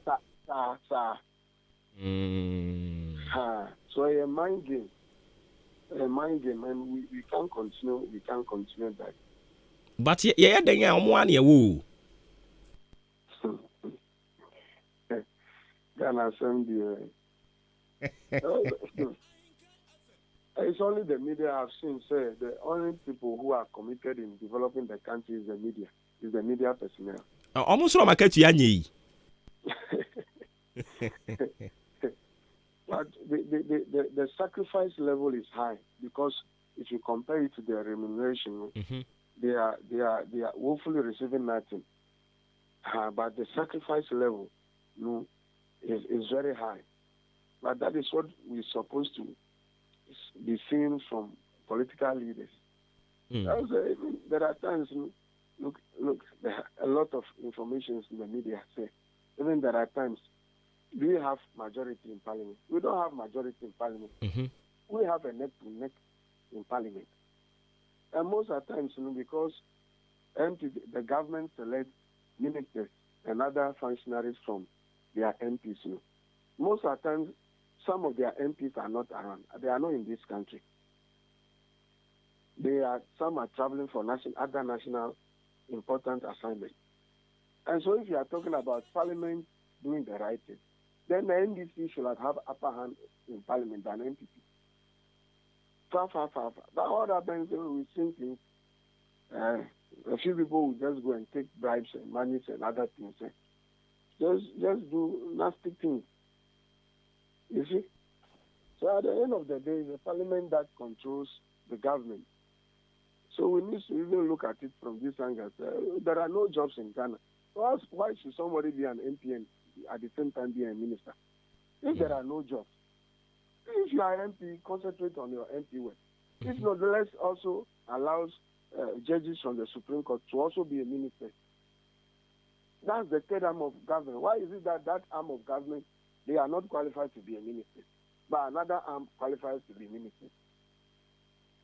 So let's separation of powers must be clearly defined. If you are an MP and you want to be a minister, then you need to resign so that your constituents can be represented. You see? So MPs, Parliament has now become a gold mining site. People go and even committee level, they just take back whatever that, no due diligence. They just pass and push things. And who dares you if you want to do the right thing? They will rather fight you. So I don't know the kind of society we are creating now. I can't just clearly, everything is wrong with us as a nation. Totally wrong. It's pity. You better senior the see her. You better bana yaba betwa yenkomo boyi so. Yes, that's it. Inti yene Reverend Dr. Samuel Walanyo Mensa, Senior Lecturer, Wisconsin International University College, or sign a economist, and yene ko twetwen enkomo no. Na waka sem pa. E was say NDC fo no omutie. Na Ghana fo nyina so yede tun sane ani. Na yedwen hu mienu. Meni okan ya mene ne ya adwen pa ye. former President John Dramani Mahama wababedi akonwa ne pen. The reason enkrofo ebisa se obeye den no me no mo nya adwen no no. I was here ebisa the questions bebre o. This is the golden opportunity I Ghana for enya was here ebisa the questions bebre. And was ye jai na ye as usual sa normal politics na ye no a. But ba obabi me was here ebisa the questions bebre say. Uti asema papa yi kan yi sisi ye ya. Wababedi amang ayi omampani akonwa no abedi da. Akwati no opposition. Mienu nyina bedi adanse se e free bro akwati no opposition a. Enkrofo yi omoti akonwa sisi omu hu kotoku anu mfa koro wanhye yi. E free bro amkwati no opposition. Menti wo ba bi da se former president Mahama edi policy bi anase waka ade bi a ebi ni Ghana ha. Waka bibi foforo bibi ti se bi a me ba asem kan o asem kan me ba betua Ghana for emrewa ne nkwakora se bi ni Ghana ha as we speak bi ni Ghana ha enti se omampani dada Mahama di bibi sa di bi de ba asem kan ebi a Ghana for moto aba ma me na me ba yen senior citizens no metua omuka busumi bia memo oman no atua omuka busumi bia omampani dada Mahama onfa bibi sa amfa meto abonti o minim se nya papa ne kan no watwem adwen si bibi so a eno ane se ye ba ye nkrofo no ye teso no mo se ye ni mamamuo dum so ye na ye si ano ansan eno a san komo no anu gusu di san komo no anu kan mampani Mahama gusu di se bia me ba Ghana tertiary me ba be ye ni free ana me ba be ye bibi ebi ni ho sisi ye yi no ana nkrofo yi kwan yom de ye nam so no me ba ye mfaso ye be fa ha no on hye dan ka bi sa o nyankopon ya adom o chena sankomo we ye be san di ebia no aka bi wo ba bi na me nte ye obetimi atwema adwen asisu nyansa ni ba akofo tirim but me de papa ne kasa wi ya me di me di ne nkomo no achi no ahwehwe mu no ye no kre omampani dada Mahama no ane se we mu abedi mfie nwotwe wo mo be ko aduru ye so ye ba